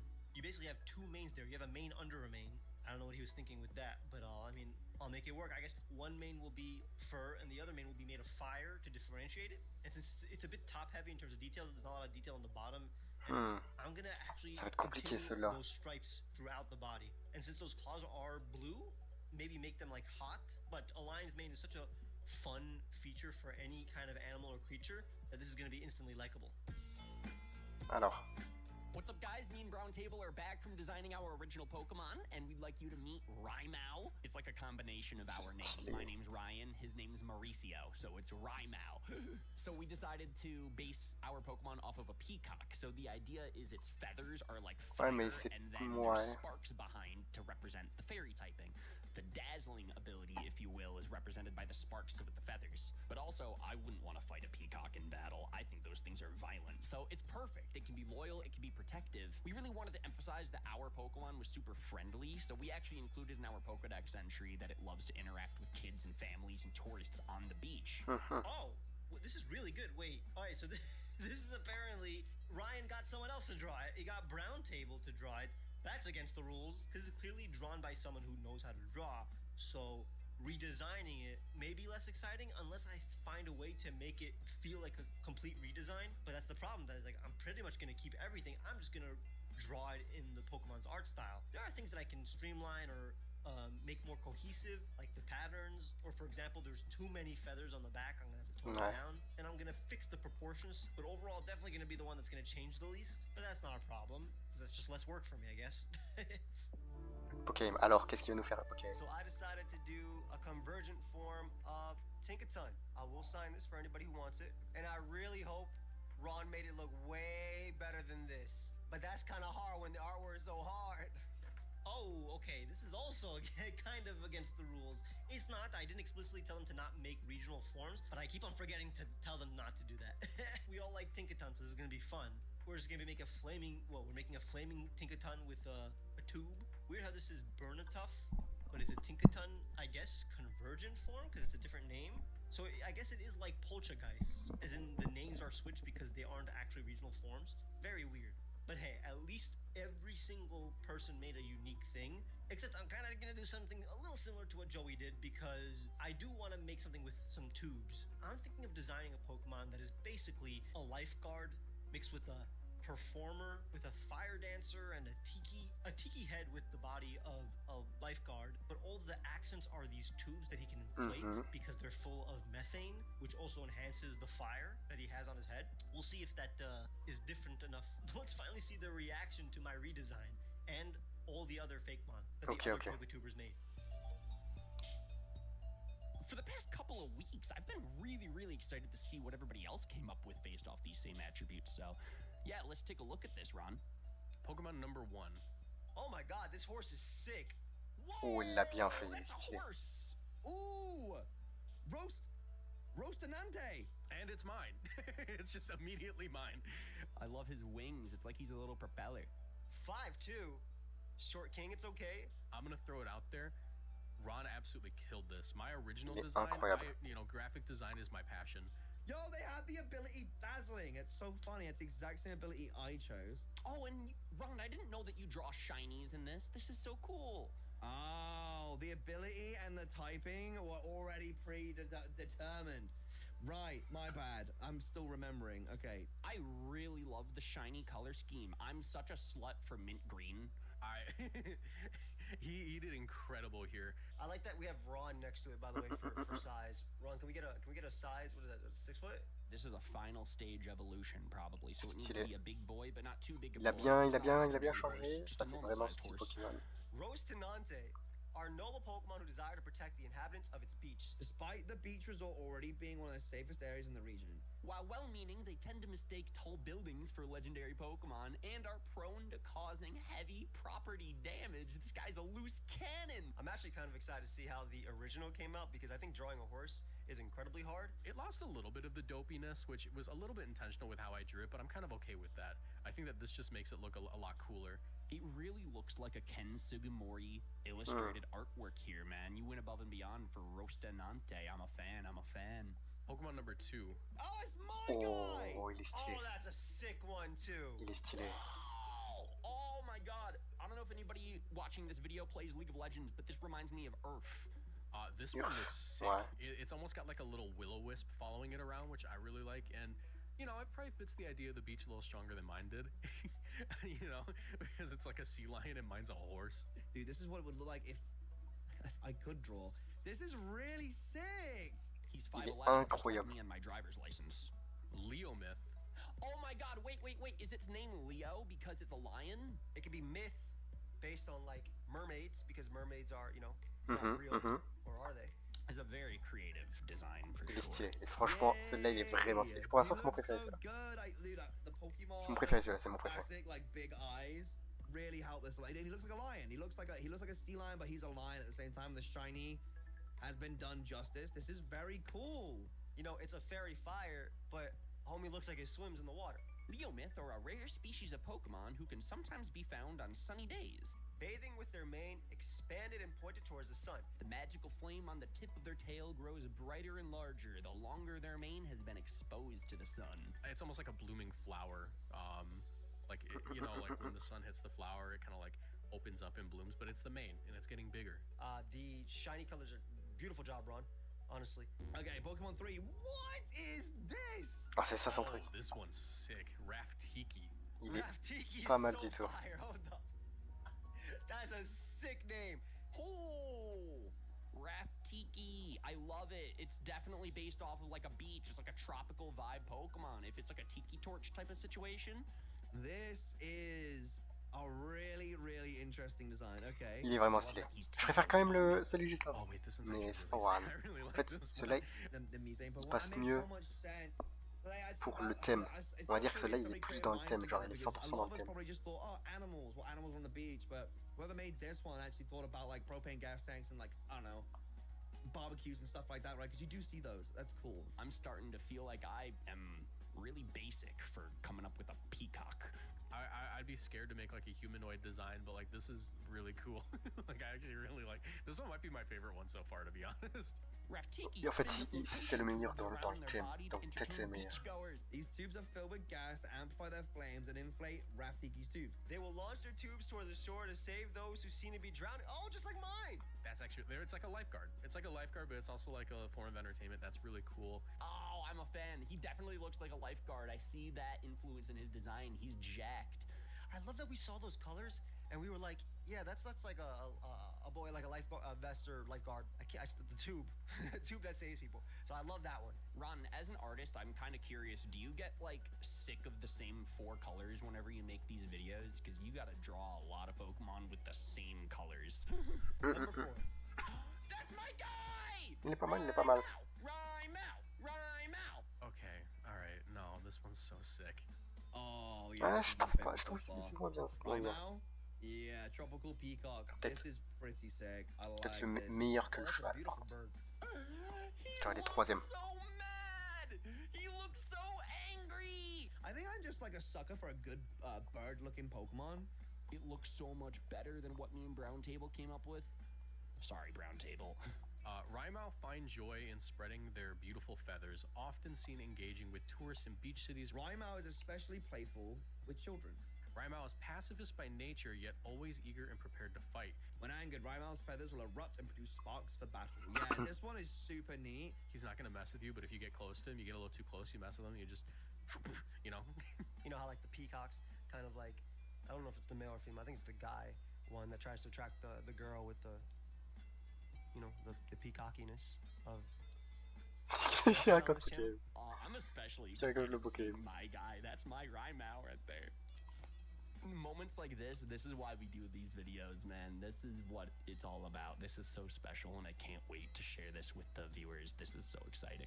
Big fan of that one. Big fan of that one. I genuinely believe that making it a team effort with Brown Table brought the best ideas out of my brain and onto the page. So seriously, Ron, thank you so much for being on board with my unorthodox process. All right, and the last one. Oh, il est beau. You made Oh, il est Stuff stylé. looks so good. Yo, wait, this is Bernard. Wait, this is. Did they do a regional variant of Tinkerton? Ooh, it's like Tinkatuff, but fire. Wait, this is really funny. I didn't expect to see like a regional form here. That's actually, or is it a regional, or is it a convergent? This is like not a regional variant. What they call it? It's like the Wiglet to the Diglett. I forget what it's called. Dude, you made Bernatuff so good, and you put its hidden ability. Non, le premier. Fire type is Les also premiers, quite on met quand interesting. même. Parce qu'il faut que ça soit dans le It's thème. like the same thing. Tu You might win the prends. competition, I'm not gonna lie. Premier, He tu mets has my le. vision, and on top of that, he Celui has que Trop Green il a fait. more colors than I do, because Sur these le were deuxième, markers that were not even le- close to the colors he wanted, but he found it. Léopard de He mer là. found a way, man. Is the hammer Troisième, filled celui-là. with air though? Et après le Does reste. this thing get like a fairy type gigaton hammer? But I gotta admit, with a big ass hammer like that, I don't know if Bernatuff would be much of a special attacker. I don't know if this design meets the standards of the base stat total. Ron, you did such a good job. The shiny's beautiful too, kind of resembling almost Tinkaton in a sense. This loyal Pokemon loves people. It won't hesitate to jump in the water to save drowning swimmers, using its buoy to bring them to shore. Some say it resembles a Pokemon from the Paldea region. Okay, so that tells me it's convergent. I love it. I love what you did with it. Oh, that's. See, that looks like 109 attack, 108 special attack, 97 speed. This looks like you need. It needs help to move. So now it's time for the guests Stylé. to give 2 Ouais. points to their favorite Premier, Pokemon and an lui. additional 1 Deuxième, point to their troisième. second favorite design to crown the winner. Quatrième, cinquième. Yeah, I gotta admit, out of all of these, my favorite is probably Bernatuff. Just for the idea alone, nobody thought about doing a regional variant of an already existing Pokemon based off this challenge, so that alone sets Bernatuff apart from the rest of the crowd, and I think that makes it my favorite. I think my favorite is definitely Rymau. I'm very partial to fairy birds, like I said. Rymau's just got so much aura. Like I think this would be on my team immediately. It's like if Pheasantipity was actually cool and not like kind of lame in battle. Okay, so my favorite, easily, I think is Leomyth. I think my vote has to go to Raftiki. I actually really love this design. I like the idea of it being a fire type that's able to survive in water because it's like, maybe it doesn't survive in water, but like it can throw out the buoy and then bring everyone back if they're like drowning. I really like that concept. And my second favorite, it's kind of hard not to choose Rymau. So, off the top of my head, I would have to say that my second favorite fake Pokemon would be Leosmith. Rostanante is so fire. The fact that it's challenging buildings and it's a menace to society. Also horses, I kind of think about horses when I think about beaches too. So I think that's my second favorite one if I had to think about that. No, I think it has to be Bernatuff. Yeah, I think I do like Bernatuff. I think the actual like doing the divergent species or whatever they're called, if that's even the right term. I like that a lot. So that's my second favorite for sure. Okay, since there was a 4-way tie for first place, I thought adding a second place point would help alleviate any ties, but now we still have another tie. I guess that means I now have to decide who to give my points to. If we're deciding solely based on the final design, like everybody else did, I think my second place point goes to Rostanante, since I love how well I rendered it and made a very odd Pokemon work. But my favorite of the final designs and the winner of the challenge will have to be Rymau. It's the only final design without anything I would change. It's a pretty perfect Fakemon, honestly. I guess that means that King Corfish can come back in a winner's round and actually draw a Fakemon of his own next time. But before then, it's time for the best part of the video. Now you guys and the guests get to see the original and redesigned Fakemon next to each other. Non, pour moi c'était Raftiki quand même, parce qu'il était bien dans le thème, genre il était parfaitement dans le thème. Ooh, so this is what we were supposed to do. Yo, Joey Pokey-Aim with the... Why is every single person's drawing better than mine? I didn't know Joey was in this video, but Joey designing a Tinkaton clone actually just really That seems very Joey. I know Joey really messes with Tinkaton. That makes a lot more sense now, because Joey is a huge competitive battler. He does a lot of showdown content. He actually competed in VGC earlier this year. Yo, Joey's is so cool. I think because it's drawn with like felt tip pens. Holy shit, Game Boy Luke's in this video? I love that guy. Luke's is so good, Moxie's is good. King Corvus, And Ryan's, yo, he was meant to draw it himself. What a doofus. I will say the different color neck goes really well with the peacockness of it. So I think that was a great addition as well. Me and Brown Table designed a cool fake Pokemon together, but we definitely did not draw it in the Pokemon Ken Sugimori illustrated art style. You know what I mean? So it's really nice to be able to look at all these Pokemon and compare them. Yo, I can't imagine what Ron's reaction was when he found out that Ryan didn't draw himself. It's the whole purpose of the video, Ryan. I didn't realize that we were hiring artists to draw the Pokemon. Yo, Moxie's one actually looks really good. The horse looks so good. For Luke's, I think adding the slashes was a very good touch. Which means that Raftiki was Ron's design. You did a fantastic job. Raftiki was actually sick. You know, yeah, leave it to Ron, the Fakemon YouTuber, to just, you know, take the lead in my book. Okay, it's not like you have any Ah, experience. pour moi, il a fait le truc qui Is ressemble there le a battling plus. video, Ron, you want to invite me to? I promise I could do that. Oh my god. All right, Rumble, thank you very much for having me. No, but this is so fun. And I It's really fun, isn't it? appreciate you being the best to work with. Ils sont bien, j'aime bien ces vidéos.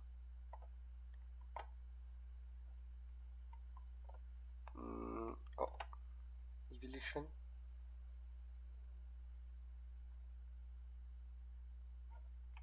Oh, ok, ça c'est bien, ça c'est bien, ça c'est bien, ça c'est bien, ça c'est bien. Ça c'est incroyable.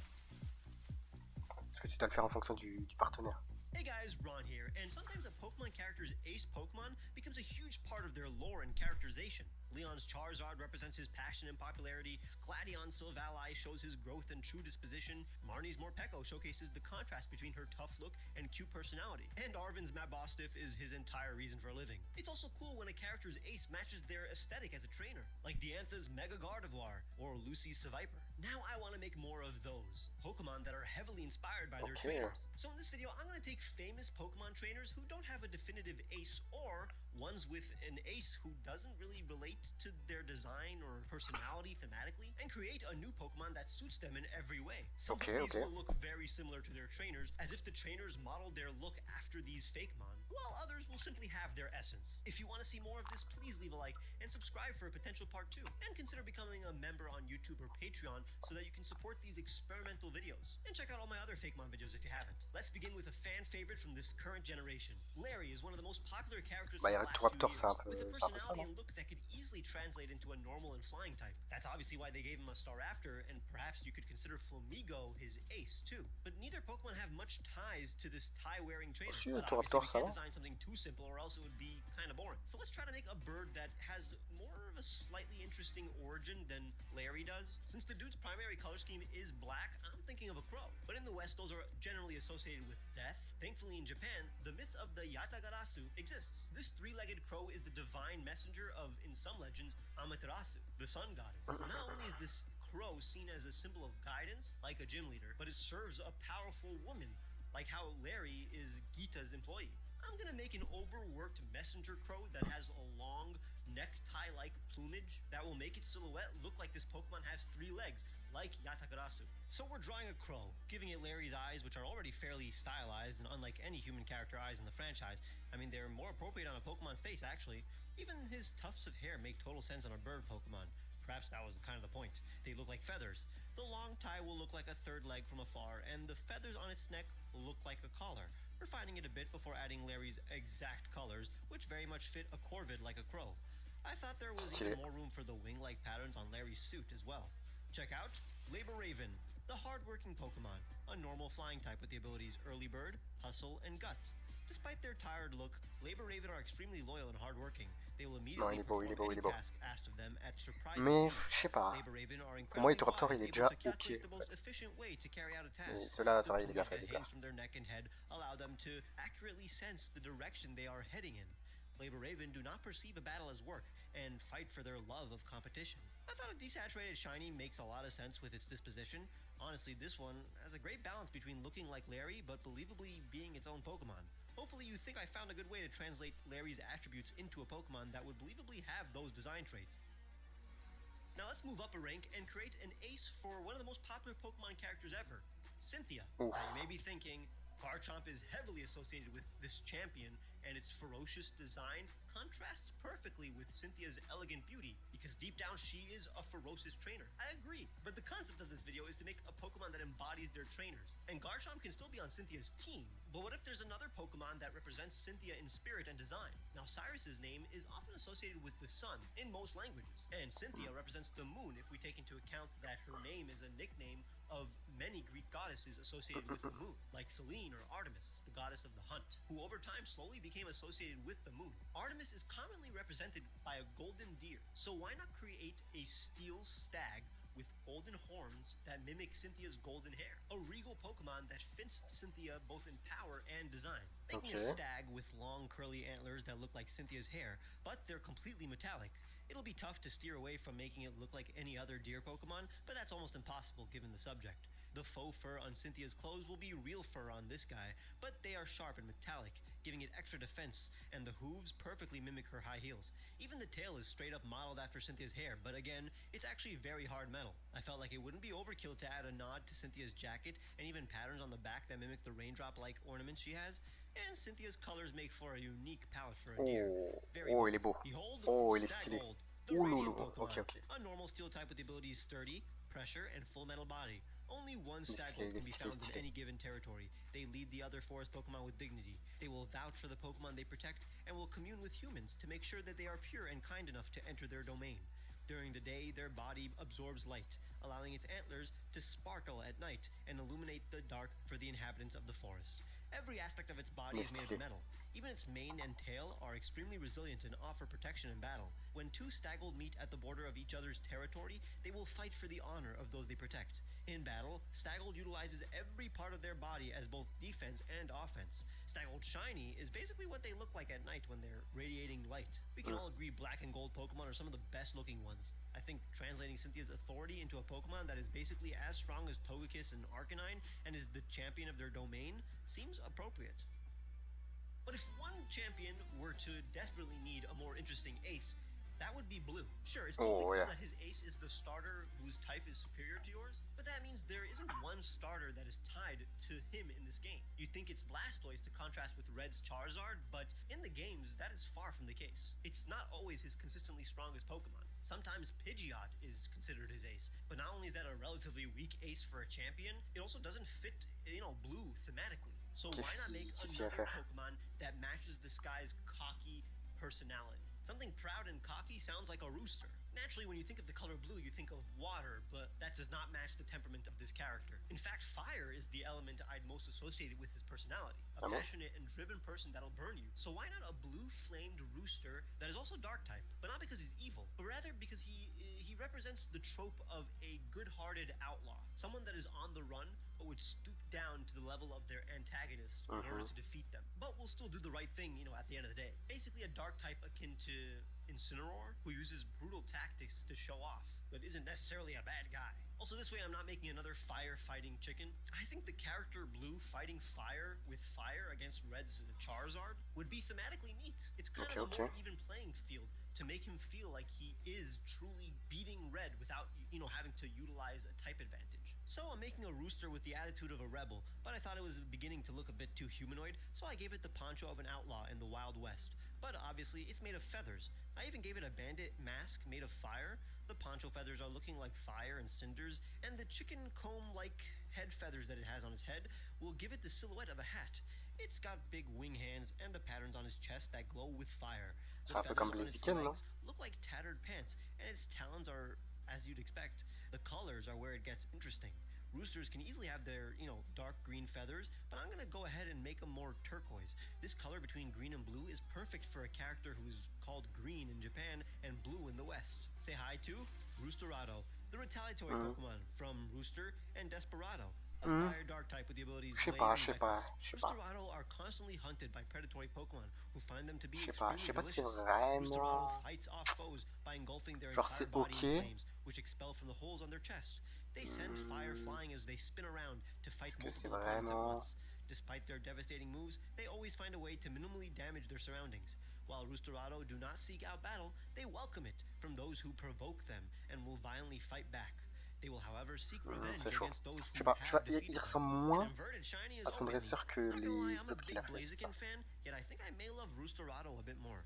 I guess I just absolutely love the color scheme and personality. I love the use of turquoise to mimic both blue and green coloring so that it fits both the English name blue and the Japanese name green. Now, I have no way to segue from Blue to Olivia. There was no logic in having them both in this video. I just want more Olivia representation. She has a Lycanroc, but what does that have to do with, anything? I mean, I associate Lycanroc with Kukui more than I do, Olivia. Although that is his midday form, and her Lycanroc is midnight form. So why not a Pokemon that ties more with her design and personality? Despite her power and status, she's just a chill gal who sells jewelry, collects, toys, and reads romance novels. She looks fierce, and her Pokemon are most definitely hard, but she's a softie on the inside. So why not make a Pokemon with a hard rock shell, but is also super squishy, but is goofy and cute? A Mon she would constantly hug after a battle. I think a giant rock snail would be a perfect contrast to her beauty, and snails can be super pretty. I mean, the Hawaiian Kahului tree snail is a perfect inspiration for such an alolan Pokemon. Making a giant snail with a huge shell, I wanted to make it cute and happy, so I gave it a cartoony smile and translated the lower tentacles of a snail into what looks like the beaded dreads of a hippie. These rocks on its tentacles, as well as the straps around it, are straight up from Olivia. Even giving it segments on its bottom half that look like the loose clothes of a hippie gives it the vibe of someone who would sell crystals, just like Olivia does. And then we gotta add the gems that adorn its shell. Finding a way to make the gems look natural but still have order was fun. And once again, just taking the color straight from the human source. This is Barrellusk, the gem Pokemon from Beryl, a type of gem, and Mollusk, a rock type with the abilities Shell Armor, Clear Body, and Gooey. These extremely relaxed and easygoing Pokemon live in deep caves. They produce a mucus that hardens in the pressure of their environment and becomes fabulous gems. These gems can easily pop off and regrow. Barrellusk are completely oblivious to the value of their gems, but will only let individuals who are as calm and composed as they are to acquire their gems. Those with turbulent dispositions will be met with hostility from Barrellusk, who will proceed to launch pebbles at their newfound enemies. Their shiny is a bit more akin to something that would live in the dark. Barrellusk is one of the kinds of Pokemon I think are extremely appealing because they're both cute, cool, and terrifying. Again, in real life, it's pretty tough to bond with a snail, despite my best efforts, so the ability to hug a giant one is something I'm sure Olivia would appreciate. And finally, let's actually do a protagonist for once. Rosa is the player character that would most easily translate into a Pokemon. I mean, that hair screams fairy type with ribbons that it can control. Honestly, this will be the Mon that looks closest to their character, since we'll make a humanoid Pokemon like Gallade or Gothitelle. I know Rosa has become tied with Superior in various media, and honestly, it fits. But while I could bring up the same case as I did for Blue, where any starter is technically her ace, but I honestly just want to make a Pokemon with the aesthetic of Rosa. Her color scheme is so pretty, and her personality is very appealing. Not gonna lie, this is just Rosa, but without the patterns of her clothes and all the other attributes that make it look like a human, like ears and nose. Her pants translate into frills that move as she dances, and the whole point is that her hair is now long ribbons that she can extend. This is very much a female-exclusive Mon, refining it to streamline all the aspects and throwing in those pastel colors Rosa has. Very much screams fairy type. The black contrasts with the light colors very well. Say hi to Tasselass, the ribbon Pokemon, a fighting fairy type with the abilities Tangled Hair, Cute Charm, and Dancer. Tasselass masterfully controls their ribbon like hair. They can extend their hair to great lengths, Cynthia, il était allowing vraiment them to grab anything surrounding them. Le They premier curl aussi, around branches avec and merrily frolic through fields. In battle, however, they will immediately sport a le serious corbeau. scowl and will acrobat.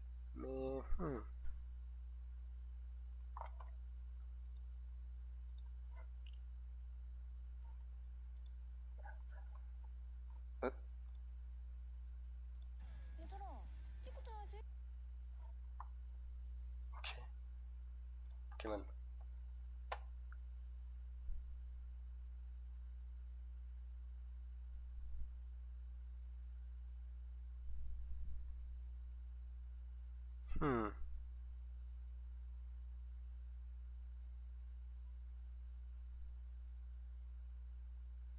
Attends, vas-y, on va regarder celle-là. Est-ce qu'on est assez bon? Est-ce qu'on est assez bon pour répondre aux trucs stratégiques? J'espère que vous allez bien. On se retrouve Il y a aujourd'hui Red et dans Tilderon. une nouvelle Eux, ils sont vraiment vidéo, forts. quiz. Aujourd'hui, on m'a envoyé un quiz qui s'appelle littéralement Quiz Pokémon Technique. Les questions sont très difficiles et on m'a dit il faut évidemment un professionnel et j'ai choisi le premier professionnel. Le mauvais choix. Le meilleur choix, le génie des quiz. Non mais le truc c'est que moi je connais ce que j'ai expérimenté personnellement en stratégie, mais je ne sais rien d'autre. C'est quand même beaucoup de choses. C'est quand même beaucoup de choses. Ça va être un peu compliqué. Mais en fait, c'est un peu la conclusion de mon petit axe sur les quiz parce que quand tu faisais des quiz, je les refaisais derrière. Oui c'est vrai. Bah, Et là, je me faisais effectivement, ça casser va le mal cul. finir. Ouais, mais tu Là, m'as je pense battu que sur tu vas tous être les plus trucs, mec. difficile, moi. Bah, Ouais, mais tu vas être plus difficile, moi. je suis pas sûr. Je me suis jamais remis du fameux quiz stratégie qu'on t'avait envoyé sur ton Discord. Et j'ai fait genre 60% des bonnes réponses et toi t'as fait 95%. Je t'avoue que Ouais, mais mon ego a eu mal. le truc c'est qu'en fait c'était des quiz où si t'avais si tu l'avais vécu en match, c'était possible de le vivre en match, tu pouvais savoir. Là, la puissance maximale de hommage costume, je vois c'est la première question. C'est très compliqué quoi. J'ai Écoute, pas eu, j'ai une Rédemption, petite idée. on a 25 minutes. On a 25 minutes et sans plus tarder, bah écoutez, jouez au quiz. Et puis vous nous direz dans les commentaires si vous avez eu des bonnes réponses et combien vous en avez eu. Allez, c'est parti, jouez au quiz. Go. Alors c'est parti. Donc la puissance maximale dommage posthume, je crois que c'est 5000. Moi Pas j'aurais du dit tout. 5000 aussi, ouais. C'est pas du tout 5000, 4500. Ok, il faut qu'on change, il faut qu'on bouge, il faut qu'on bouge, il faut qu'on bouge. Mais non, mais La alors, de mémoire c'est 5000, mais c'est un truc, tu sais, un peu à la con. Genre c'est 5050. Oui. Ouais, 5000. Oh Je suis un génie, ok. La valeur à laquelle les dégâts sont maximisés après ce cap, les dégâts bouclent à 0. Oh, c'est impossible ça, comment on est censé savoir 1 million, je sais pas. Peut-être Ah non, 1000, mais dégâts. Ouais, ça doit pas être énorme non plus. 2000. Ouais, bon, ok, ça passe pas. Essaye 10 000, essaye 10 000. 10 000, non. Non. Bon, je pense que ça, on trouvera pas sans savoir. Ah, mais attends, c'est pas des histoires de 255 machin? Ah, peut-être 200, ouais, non, 250. Genre 1024. Comme les. Ou 2048, comme les CD, tu sais. Non, on passe. Ok. Le multiplicateur cumulé du stab plus terracristallisation plus adaptabilité. C'est impossible, ces questions de con. C'est faisable. Ok. J'ai aucune idée. Hein. Adaptabilité, ça te donne une. Il faut faire avec une attaque. Genre triple attaque. Ok. Non, genre une attaque de 100 de puissance. Une attaque de 100 de puissance, c'est plus simple. Donc, si t'as adaptabilité, si t'as le stab, c'est 150. Ouais, ok. Si t'as adaptabilité, c'est 200. Ouais, ça marche comme ça. Et si t'as terracristallisation, c'est 300. Donc c'est x 3. Bah, ça dépend de quel terrain en fait. Si t'es le type sol, non, si t'es type roche pour l'âme de rock c'est son puissance. Oui. Donc si t'es type roche, terra rock. Avec. C'est vraiment un stab. Si c'est un terrakium, terra roche avec adaptabilité qui fait lame de roc, c'est combien par rapport à l'attaque de base? Moi je pense que c'est 3. Bah, Ou alors, essaye. ou alors c'est. Mais non, mais c'est ça, parce que on est d'accord que. Attends, le multiplicateur cumulé du stab plus terracristallisation plus adaptabilité. Ils ont 45 questions et On ils est sont en train de d'accord bugger. que déjà, le stab plus adaptabilité, on est d'accord que c'est x2. Genre, ça, c'est 1,5 et c'est pas 1,5 fois 1,5, c'est 1,5 plus 5. Enfin, en gros, c'est. Tu sais, c'est. Adaptabilité, c'est 1,5. Adaptabilité, c'est le stab passe à 2 au lieu de passer à 1,5. Donc, Mec, c'est là où je me rends compte que je suis le stable plus adaptabilité et la terracristallisation, ton attaque, au lieu d'avoir 100 de puissance, elle a 200 avec adaptabilité et le stab. Et avec la terracristallisation, tu as plus 50%. Donc ça fait 300. Donc par rapport aux dégâts de base, mais c'est 3, mais ça marche pas. What? Mais 3,1 ou 3 x 3 2,5. Mais en fait, je sais pas comment il a écrit. Moi, je pense qu'on a raison, mais c'est juste. Passe. Ok. La puissance de base d'explosion en 1G, c'est Bah, 230. J'aurais dit 200. 180. 100. Mais attends, mais il a écrit ça comment? Et c'est tout. Non mais attends, la 120, puissance de base d'explosion. Non mais je sais que c'est 230 en 1G l'explosion, j'en suis sûr. Explosion. Je check. J'ai le droit de checker, Quand je sais, j'ai le droit de checker. Ok, je ferme ma gueule. C'est quoi? C'est 170. Ok. C'est pas grave, on l'a pas eu. C'est ma faute, On va avoir une réponse. La première, on l'a chaté quand même. Ok, force ajoutée, arrogance, c'est facile. Force ajoutée, arrogance. Ok, force ajoutée et arrogance, c'est en gros, il y a 5 stats que tu peux augmenter. Ok. Donc 5 x 6, ça fait 30. X 20, ça fait 600. Plus 20, c'est 620. Ouais. Ah non, j'ai eu un truc au hasard. La puissance de l'ensoleil dans un climat autre que le soleil. Bon, ça je le savais pour le coup, c'est divisé par 2. Attends, mais c'est... Oh, il y a des questions trop faciles en fait par rapport à d'autres. Ouais, ça va, il y en a, ils sont faciles. Attends, mais 640 peut-être? Attends, la puissance maximale de force ajoutée et arrogance. What? Oh non, on peut peut-être... Est-ce que les boosts d'esquive et de... Moi je pensais à ça en fait, je me suis dit... Ah bah si tu rajoutes du coup... Oh là là là là, il faut une calculatrice. Ok, oh donc... là, mais il faut faire des maths là. C'est Moi, je suis 7 pas Oh, yo. fois 20, ça fait 140. Mais non, mais je suis... Ah, je suis pas concentré. Ok. Si, je c'est t'ai 7 dit, t'as évité le pire mec, moi je suis... 7 fois 20. Mais aide-moi. Pourquoi, Attends, comment je suis je prends arrivé à ma 620 calculette. tout à l'heure? J'ai un brain fart. Attends, je prends ma calculette, je t'aide aussi. Attends. Calculette. Ah non, mais non, c'est x6. Ah oui, c'est ça. 7 x 6, 840. 860 du coup. Oui. Ok. C'est bon, c'était 860. Bah voilà, mais Ok. je l'avais, t'inquiète. Point de colère, c'est 350 points de colère. Let's go, facile. Ça va. Maximal de roulade des balles Il y a glaces. pas longtemps. Roulade, c'est combien? Attends. C'est 30. Et ensuite, tu peux doubler. 30, 5 60, fois. 90. Donc 30, Ouais, c'est ça. 60. C'est pas 480 de mémoire? Un truc comme ça? Non. Non. Peut-être le double du coup, 960. Let's go. Ah, Sur le 5e tour avec boule armure. Mhm. C'est ça en fait. Il fallait redoubler avec boule ah oui, armure. boule armure, d'accord. Mais le mec aussi, il met des trucs très spécifiques. C'est Maël. Le nombre maximum de stabs qu'un unique Pokémon peut avoir à la fois. Bon, mais 5. C'est quoi? 6, 6. C'est 7, 8, 9, 10. Non mais attends. Attends, peut-être c'est écrit comme ça. 1, 2, 3. Oui, je t'ai dit 5. Je t'ai dit 5. Mais attends, c'est honteux que 5. Ok, alors attends, c'est double type plus maléfice sylvain pour avoir Ok. le type plante, plus Halloween pour avoir le type spectre, plus ta cristallisation. Ça me choque pas, ouais. Ok. La Ok. vitesse minimale nécessaire pour dépasser la distorsion. Alors, le truc c'est que je me C'est quoi, rappelle que c'est c'est genre 9100 quelque chose, 9100? Ouais, ouais, mais on trouvera pas. C'est 9000 et des brouettes, mais 9156. c'est un truc un peu bullshit, ouais. 9256. Non, je sais pas. Bon, on trouvera pas, je pense. La capacité de protection. Alors maintenant, là, on a fini les nombres, donc c'était sans doute le plus dur, je pense. Maintenant, il y a les capacités. La capacité de protection similaire à abri qui a une priorité de 0. Ah, putain, j'ai joué il y a... T'as mis truc là? C'est pas le truc de Orphanage? C'est quoi déjà? Tatami Gaishi. C'est pas le truc de Greninja, ouais, j'allais... Oh, j'ai raison. J'en ai eu un juste.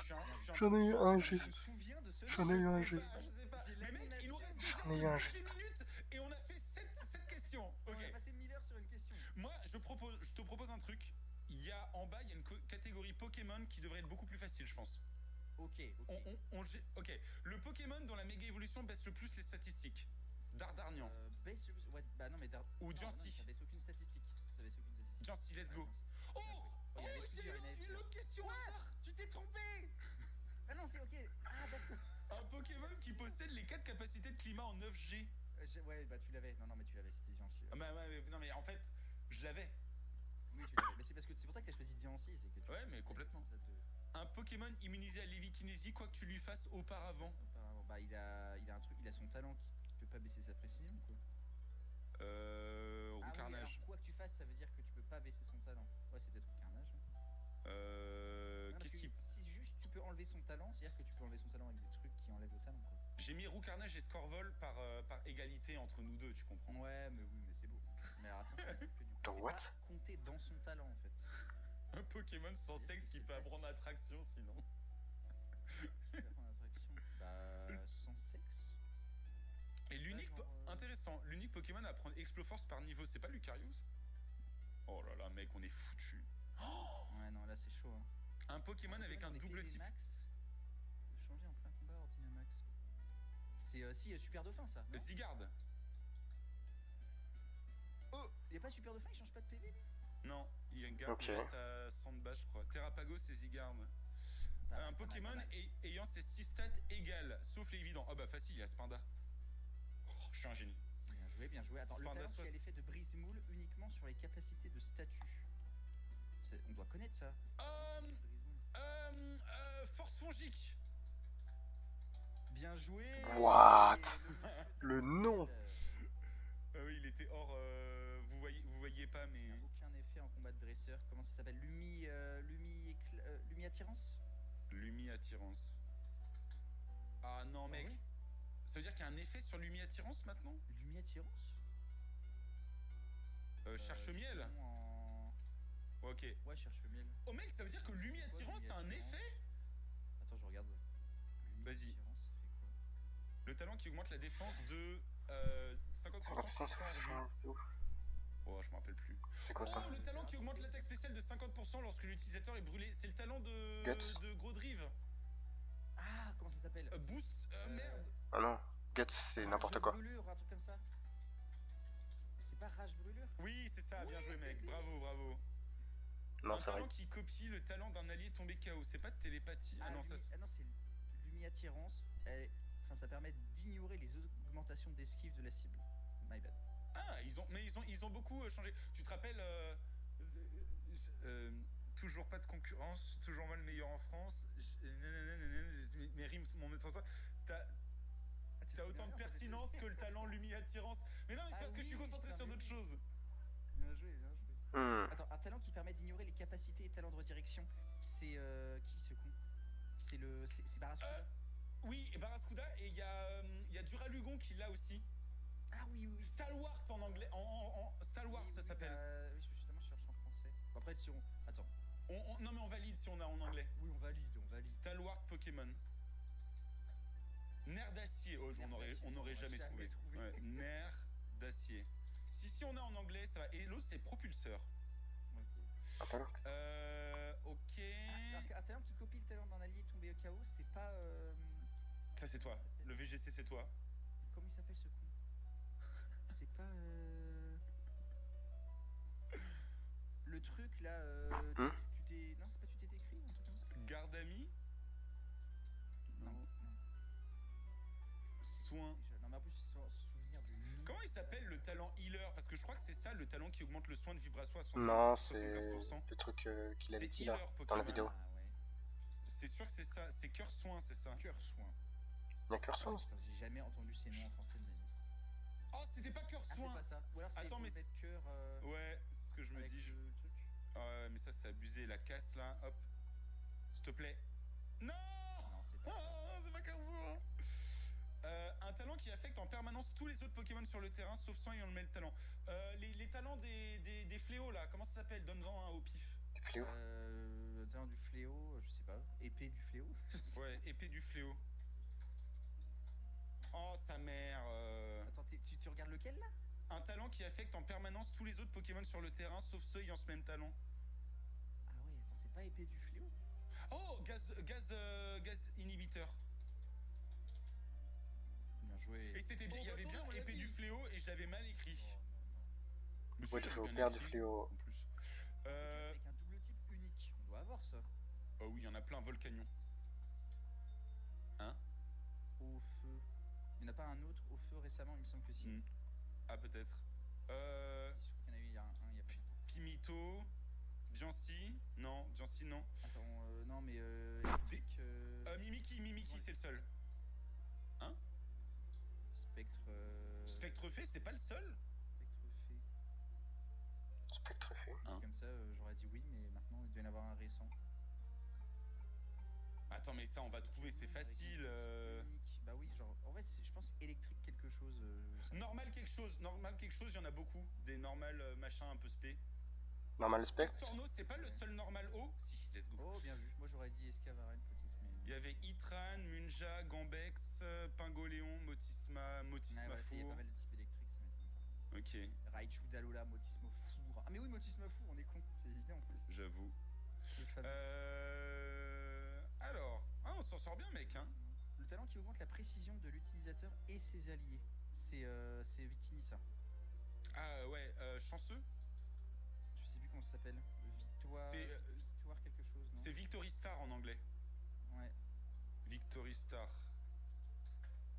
Victorieux. victorieux. Si je l'écris, victorieux. Si je l'écris le truc, c'est bon du coup. Si je l'écris en anglais, c'est bon. Ouais. Ok, en vrai, on s'en sort bien là. On a presque va, pour plus l'instant, que la ça va. moitié. Et on a déjà. Attends, peut-être on peut remonter un peu parce qu'il y a des trucs qu'on sait peut-être en. Ouais, c'est sûr même. Il y avait la capacité. dont la puissance double 30% du temps, c'est. Comment ça s'appelle l'attaque Laser hasard. de Roshi là. Laser hasard. Ok. Plus 5 de priorité, ça te dit quelque chose ou pas? Plus 5 de priorité, bluff. Bluff, c'est plus 3, je crois. Hein. Ouais. Plus 5, bah sinon plus 5.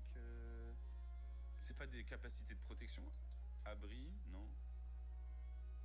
Garde Ruse. large, Ruse. Peut-être par ici, je sais pas. par ici peut-être. Ah, ou follow. Putain, y a pas genre à la queue ou ce genre de truc. C'est ce genre de. C'est forcément Après une vous. Non, après vous, non, c'est justement, c'est pas une priorité. Ouais. Non, je sais pas. Là, j'avoue que je Ok, sais la capacité qui pouvait apeurer en 1 et 2G, mais qui a complètement changé d'effet à partir de la 3G.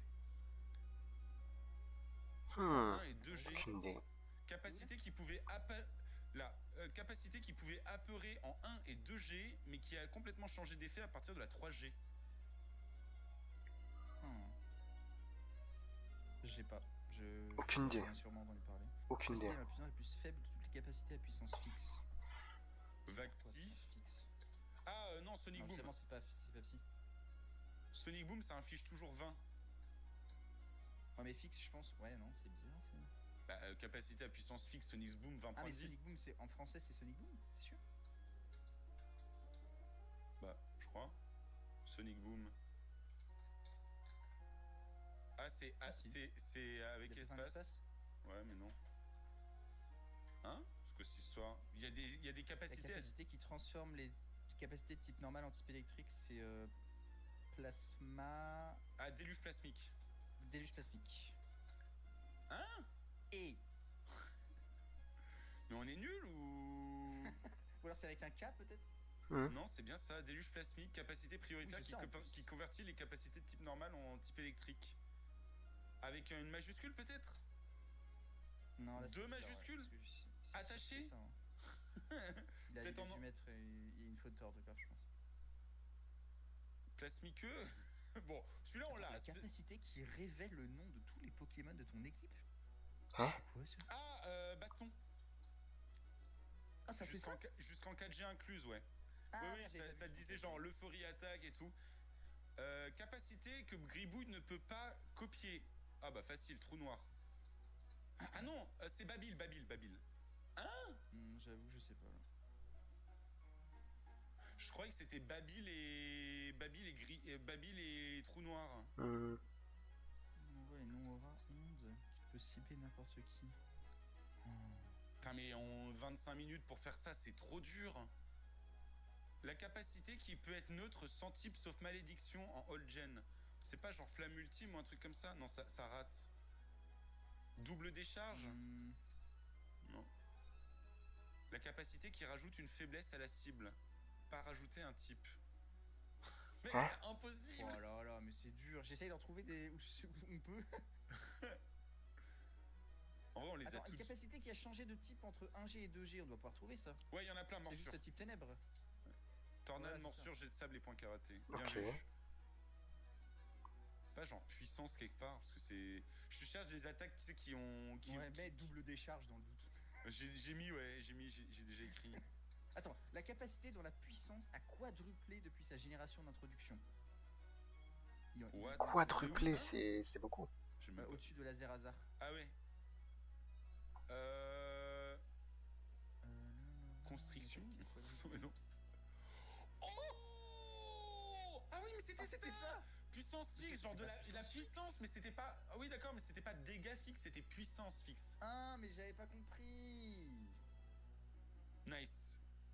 Ok, j'ai bien fait d'écrire construction. Qu'est-ce qui a quadruplé depuis sa génération d'introduction?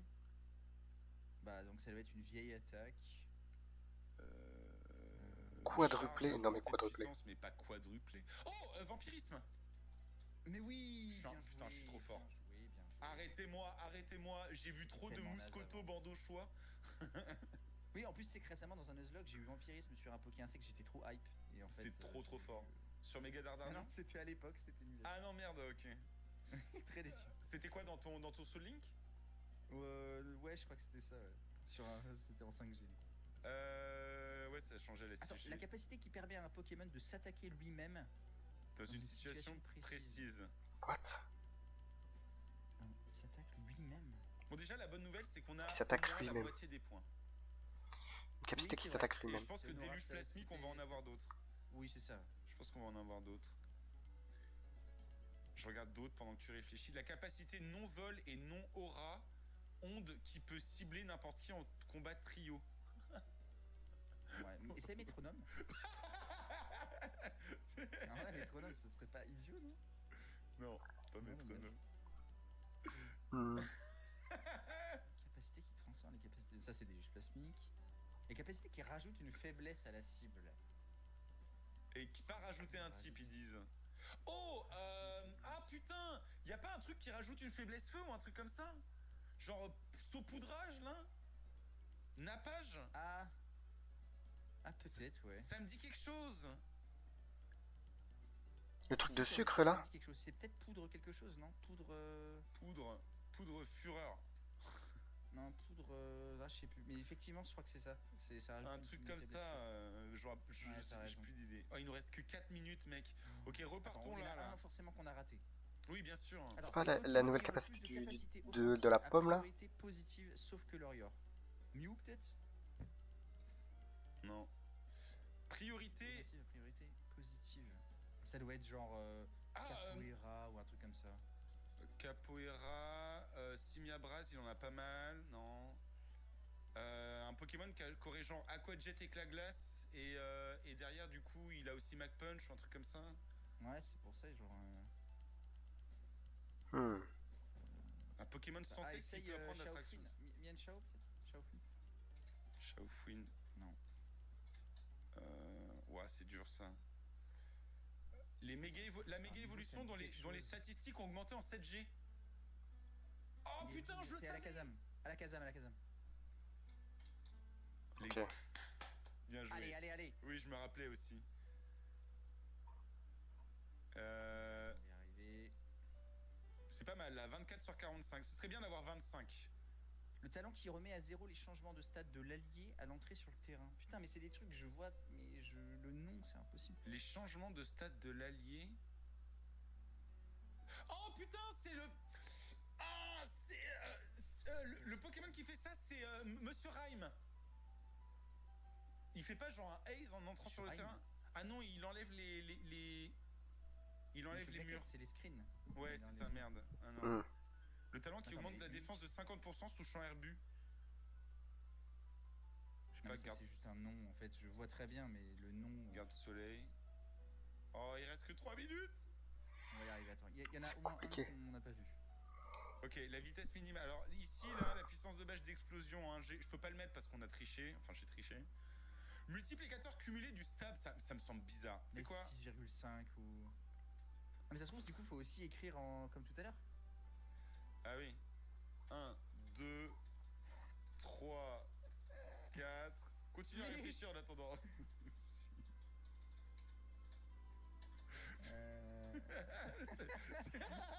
Il y a peut-être un monde où ça passe. Hmm. Attends, la capacité statue qui a 100% de chance d'infliger des dégâts directs. Ah, alors, pas Fraud Frimousse. C'est pas Après, attends. capacité statue, du coup, faut que c'est une attaque de dégâts. Inferno. Capacité de statue Statue. qui fait des dégâts. Combat Dans 100% de chance. harcèlement. Non, parce que du coup, si t'es immunisé genre avec Magic Guard, tu peux prendre. Mais en plus, c'est une attaque aussi, ça fait des dégâts. Suffit rédemption. Ah, c'est dur. Hein. C'est pas facile, hein, je t'avais dit Putain. qu'il était dur. Hein. La capacité qui peut être neutre sans type sauf malédiction en hold gen. Ouais, mais ça, on devrait savoir aussi. Hein. Lutte. Mais pour moi, c'est genre flamme ultime ou ce genre de truc, mais tu peux plus les utiliser après. Atterrissage. Ah, bien vu. Non. Comment ça s'écrit? Non.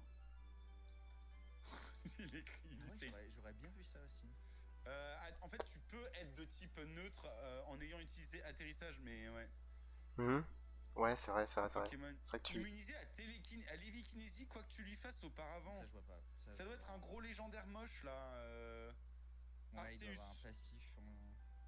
Giratina, Métalos. Bizarre ça. Écris, donne-moi des noms de Pokémon, donne-moi des noms de Pokémon, Je sais vas-y. pas, Eternatus. Eternatus. Attends, mais le Oh, truc mais qui oui, a attraction. Eternatus, Eternamax. Ouais, mais ça peut pas être ça. Ça, c'est impossible à écrire. Eternatus, comment ça s'écrit? Attends. Ça s'écrit bien comme ça. Bon bah ok, moi, je laisse tomber. Il reste 24 secondes, mec, c'est chaud. On peut y arriver. Mais Créelf, Créfolet, Cresselia. Mais Cresselia.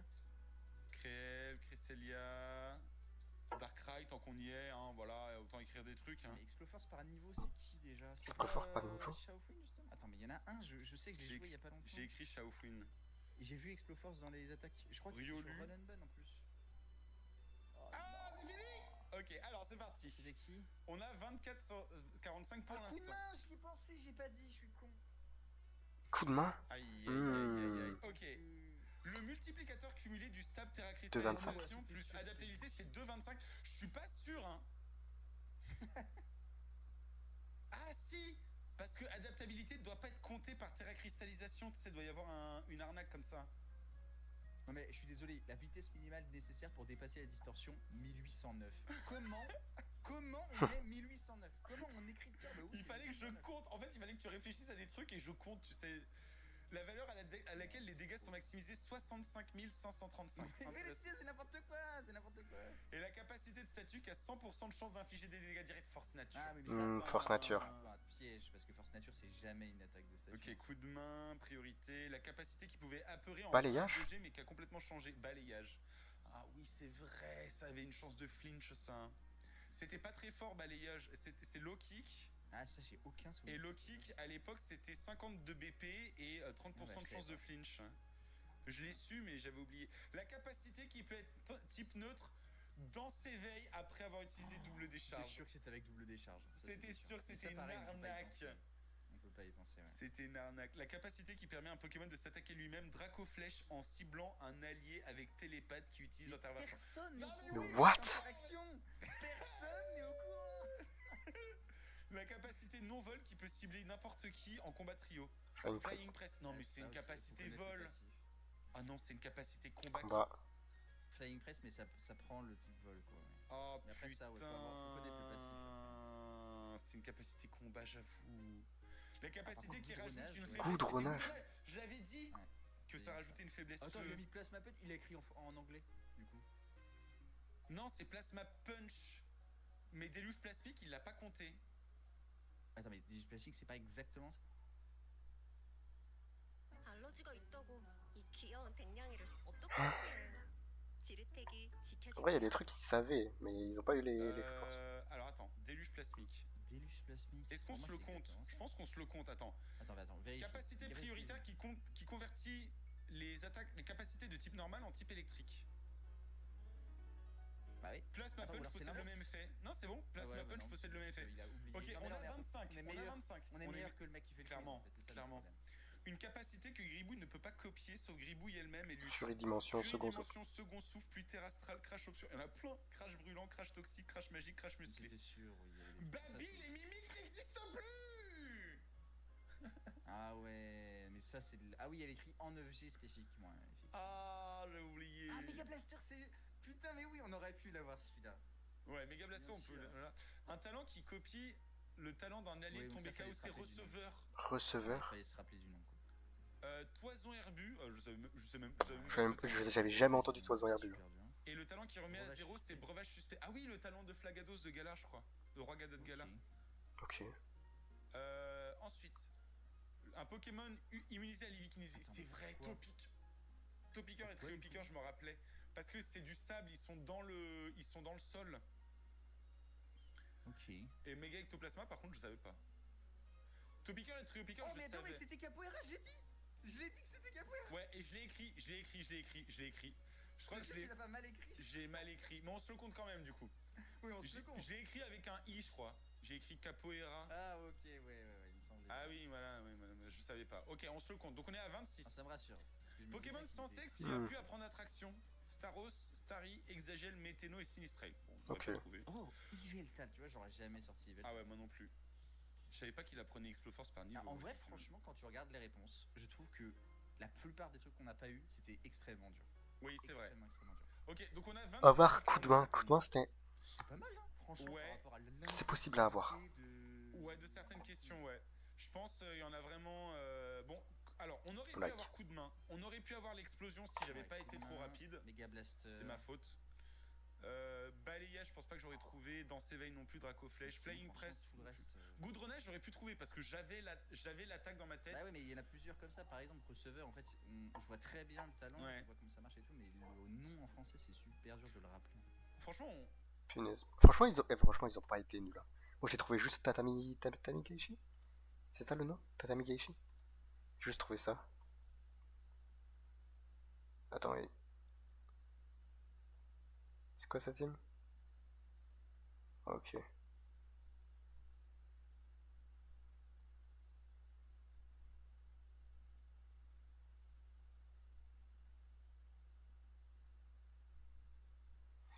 Ok. Est-ce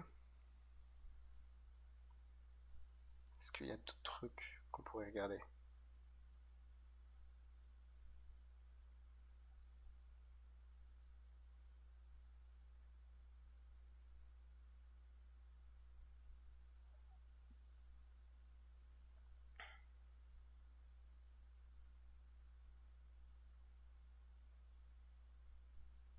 Hmm.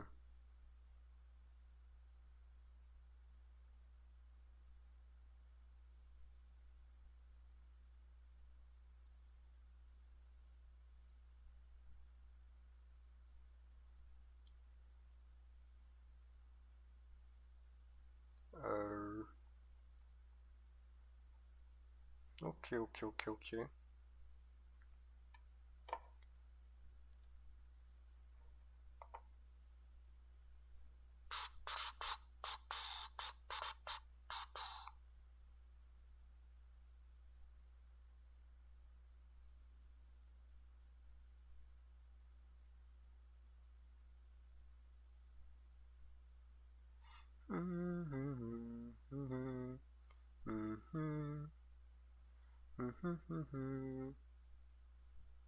Ok.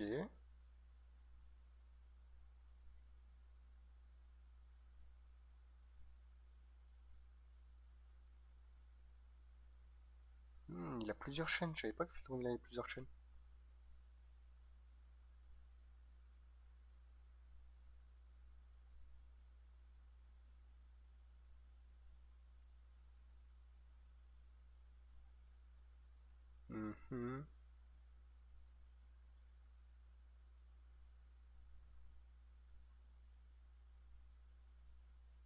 Oh, oui, c'est facile, Pikachu il bat Pokémon easy. J'ai réussi à le battre avec Rondoudou, donc Pikachu. Pikachu is the face of Pokemon, so I wanted to see if it was possible to beat all of Pokemon Scarlet using just one single Pikachu. And I tried. Here's what happened. Oh man, I slept in. I'm gonna be late. Yeah, I'm here to get my starter Pokemon. Sorry kid, you snooze, you lose. All 3 starters have already been claimed. But I can offer you this overweight rat. Oh my god, he's so chunky and perfect. I'll take it. Once we arrive in Los Platos, we can finally use the mystery gift function, and boom, there's our adorable little mouse. Somehow, this one little Pikachu would have to try and take on all of Pokemon Scarlet by itself. On that note, I want to know which Pikachu is your favorite. Like for Ash's Pikachu, subscribe for Sinnoh Pikachu, or comment below for the pudgy Gigantamax Pikachu. Gigantamax Anyway, Pikachu. I got to training and had Pikachu decimate the local Psyduck population, basically doing this for 20 minutes. This got us to level 10, so I charged up the hill where Nemona was waiting for a battle. Luckily, I've gotten plenty of practice destroying ducks because Nemona has a Quaxley. So we fry that bird's brain with a Thunder Shock, taking it down very quickly. Next, she sends in... Wait. Pommy. Who are you? Identity theft is not a joke, Pommy. Regardless, our Pikachu is the original and best electric mouse, so a few quick attacks clean up. Let's go. Giving us the win in Pikachu's debut battle. Nemona gives us some revives, Trois. but I think you need these a little more than me. Now we've made it to Misagoza. And look, everyone knows that Pikachu loves snacks. So I bought some good stuff from the shop, fed our chubby little mouse, and oh my god, Pikachu, were you always this chunky? What? No, Il fait no, 3,50 I'm m. just imagining things. But what I'm not imagining is our awesome sponsor, Honkai Star Rail, a brand new space fantasy RPG. Here are the 5 main things that you need to know about this incredible game. First, Honkai Star Rail is made by Hoyoverse, creators of the popular game Genshin Impact. Red, tell us about yourself.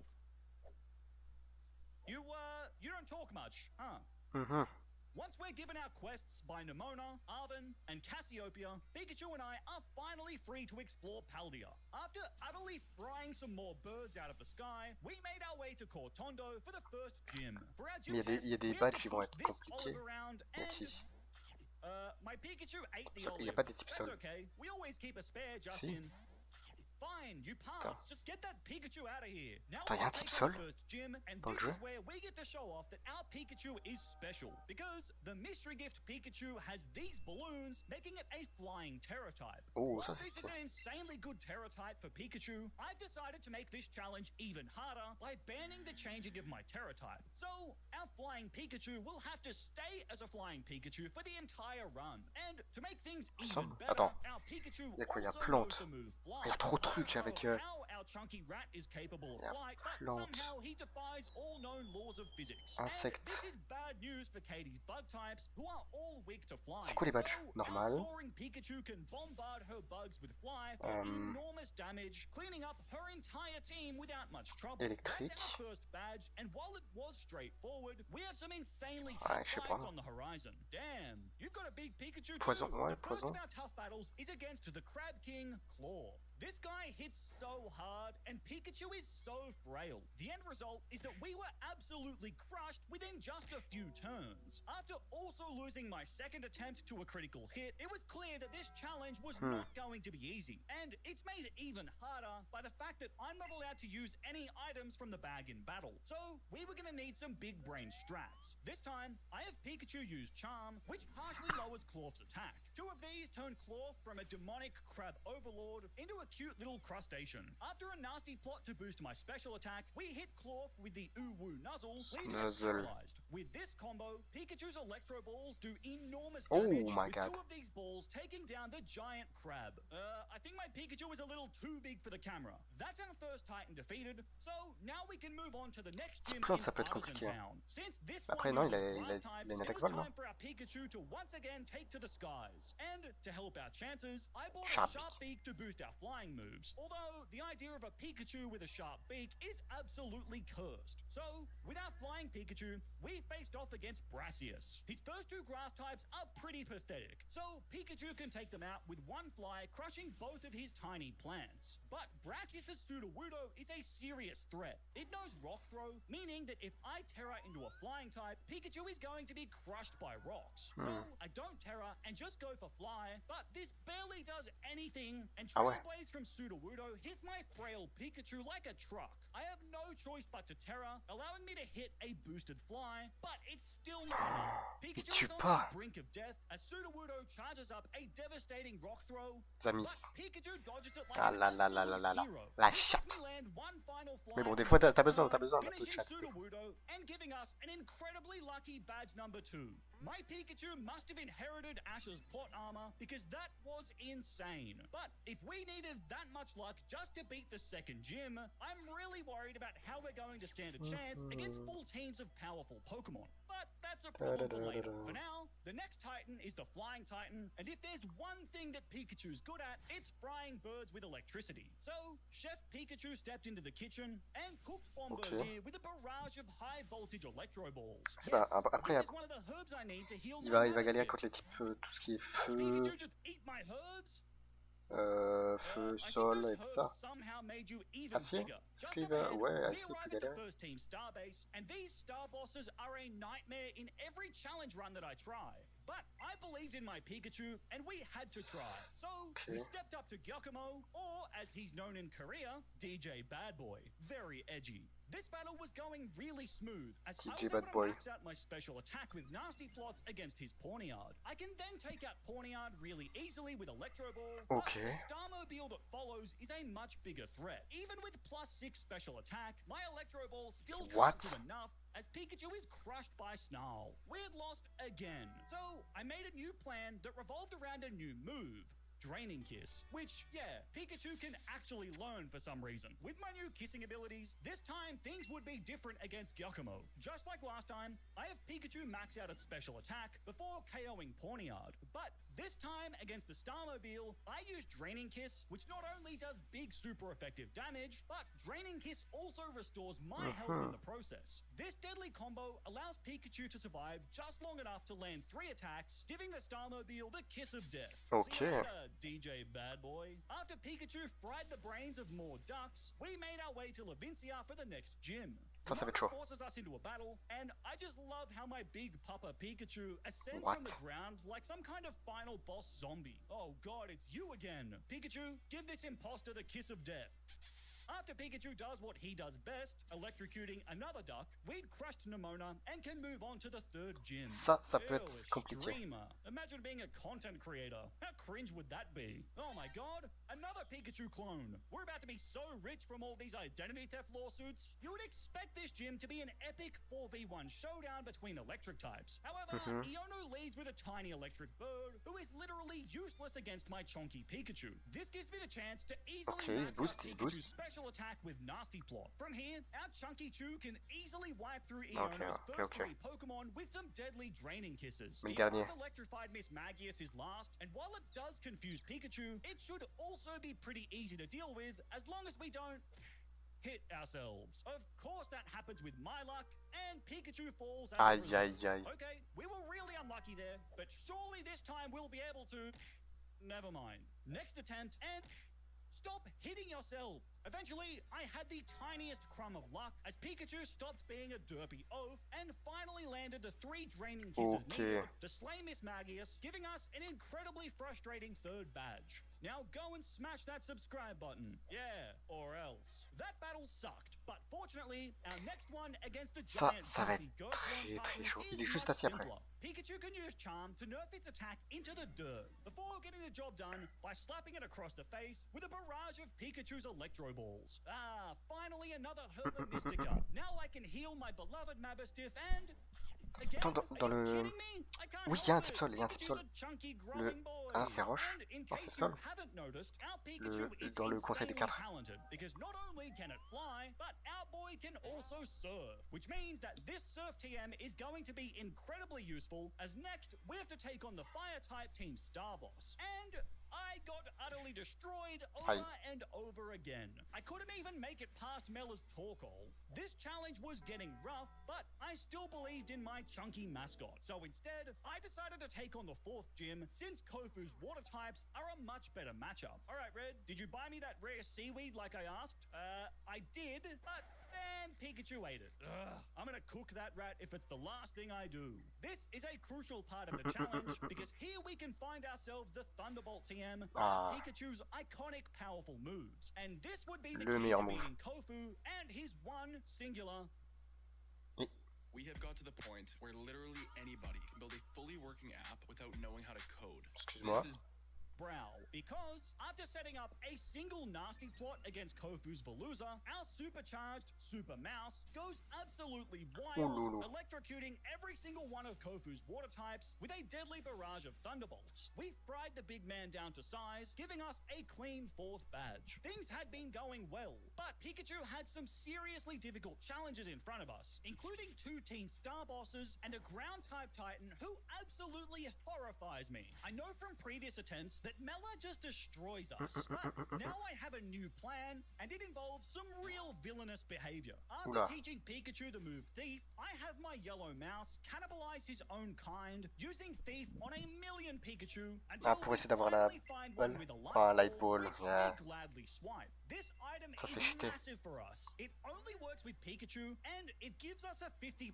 increase to both of our attack stats. And this is a vital part of my plan to finally take down Mela. On turn 1, I nasty plot to give Pikachu a special attack boost. We comfortably survive a Flame Wheel from Torkoal before a Thunderbolt on the next turn zaps that turtle into its grave. This leaves only the Starmobile, who outspeeds Pikachu and lowers our defense with Screech. Pikachu then charges up a big Thunderbolt and just falls short of getting the KO. Oh my god. With our lowered defense, we are absolutely dead to an attack. However, Pikachu has a trick up his sleeve, as we can move first with a priority quick attack, which is just enough to finish off the Starmobile, finally giving us our revenge over Mela. Our Pikachu had really powered up, so I thought we stood a decent chance at taking on the next Titan, Great Tusk, until it just straight up immediately crushed Pikachu with a single rapid spin. Even Pikachu was shocked. I mean, look at his poor face. Despite that, I knew it was possible to beat Great Tusk. We just needed some luck. But this wasn't happening, and poor Pikachu got crushed over and over again. Our mouse was in rough shape, until I finally had some luck go my way. This time, on turn 1, I terrestrialized Pikachu to give us a resistance against Great Tusk's ground and fighting moves. Tusk lands a rapid spin, which does enormous damage, but crucially, Pikachu's static ability activates, paralyzing the giant elephant. After a charm harshly nerfs Tusk's attack, Pikachu is in the driver's seat, as Draining Kiss does decent damage, while also giving Pikachu some solid recovery. The nerfs we inflicted onto Great Tusk means that Pikachu can just survive long enough to land a good Draining Kiss, slaying the ancient elephant once and for all. Pikachu was battered and bruised, but somehow we'd beaten another boss. Ooh, look at all these food places. Wait, Pikachu, no! Oh my god, how did you manage to get even bigger? I think my Pikachu is broken. My little Greedon. Ma'am, your Greedon is almost as chunky as my Pikachu. The 5th gym battle takes place in a restaurant, which is basically a home field advantage for our gluttonous. C'est pour ça que son Pikachu il est aussi big. Pikachu use Substitute, as this protects us from status moves like the Yawn that is then attempted by Larry's Kamala. This gives Pikachu the chance to nasty plot, and from here, our Pikachu is fully charged with powerful Thunderbolts, absolutely frying all of Larry's normies one after another. Avec juste un nasty plot plus la balle lumière là. And that win gives us our 5th gym badge. Alright, Red, I demand a rematch. Ha, you got it. Pikachu, go! Pikachu just completely fell right through the earth, so I instantly lost. But Gita still gives us the Terrablast TM, so it's not all bad. Anyway, after Pikachu eventually resurfaced, we made our way to the Poison Team starbase. And just like against Larry, this one is straightforward. We can use Pikachu's Substitute to get around Skuntank's Toxic and Sucker Punch, as well as use Nasty Plot to prevent Sucker Punch from landing. With an agility also giving me a speed boost, this makes the fight very clean, with an onslaught of Thunderbolts crushing Atticus to pieces. Honestly, after how rough the last 2 Team Star bosses were, I'm just relieved that this one went smoothly. But as smooth as that was, Pikachu's next battle was going to be rough. After giving Pikachu some warmer clothes, we trekked up the snowy mountains to the town of Montenegro. Ah oui, là ça tient 1v2. Normalement il peut pas se battre en 1v2. Lawyers will be in touch. The next gym is here, and this one is a nightmare because it's a 2 versus 1. Although I'm forced to bring a second Pokemon to even begin the fight. So I went and found a perfect Pika-sized punching bag in this little Pichu. You disgust me. Thinking you can take Pikachu's mascot spot with your cute looks? I caught the tiny mouse, and named it Trash, just like God intended. So, with my new mouse duo, we stepped up to face Rhyme and got crushed many times. As intended, our punching bag Pichu dies instantly, and with Pikachu being so frail, we get ganged up on by Rhyme's ghosts, and it's just way too hard to survive. It was obvious that to beat this gym, we were gonna have to go big brain mode. Alright, new plan. Sir, I think you may want to get that eye checked out. Oh my god, it's another Pikachu imposter! Kill it! Our new plan to deal with Rhyme goes like this. On turn 1, I immediately terrestrialize and have Pikachu nasty plot for a special attack boost. Our useless Pichu dies without doing anything, and Pikachu tanks a Shadow Sneak from Banette. And this is where our plan really takes off, because since we terrestrialized, the crowd starts to cheer, giving us a +1 in every single stat. Now our Pikachu has some insane boosts, although we are still in a 2 versus 1. But to get around this, I use a new move, Discharge. This is important as Discharge hits everyone else on the field. So, on the next turn, Discharge crushes Banette while also breaking Mimikyu's disguise. And because I got a KO, the crowd gives me another stat boost. Now our Pikachu was insanely cracked, with a Discharge on the next turn, picking up a double KO onto both of Rhyme's Pokemon. This leaves only her spooky Toxtricity, but Pikachu makes light work of it, with another supercharged Discharge getting the kill. It was a bit of a struggle, but we got the win in the end, giving our Pikachu his 6th badge. Thanks for all your help, Pichu. Bye-bye.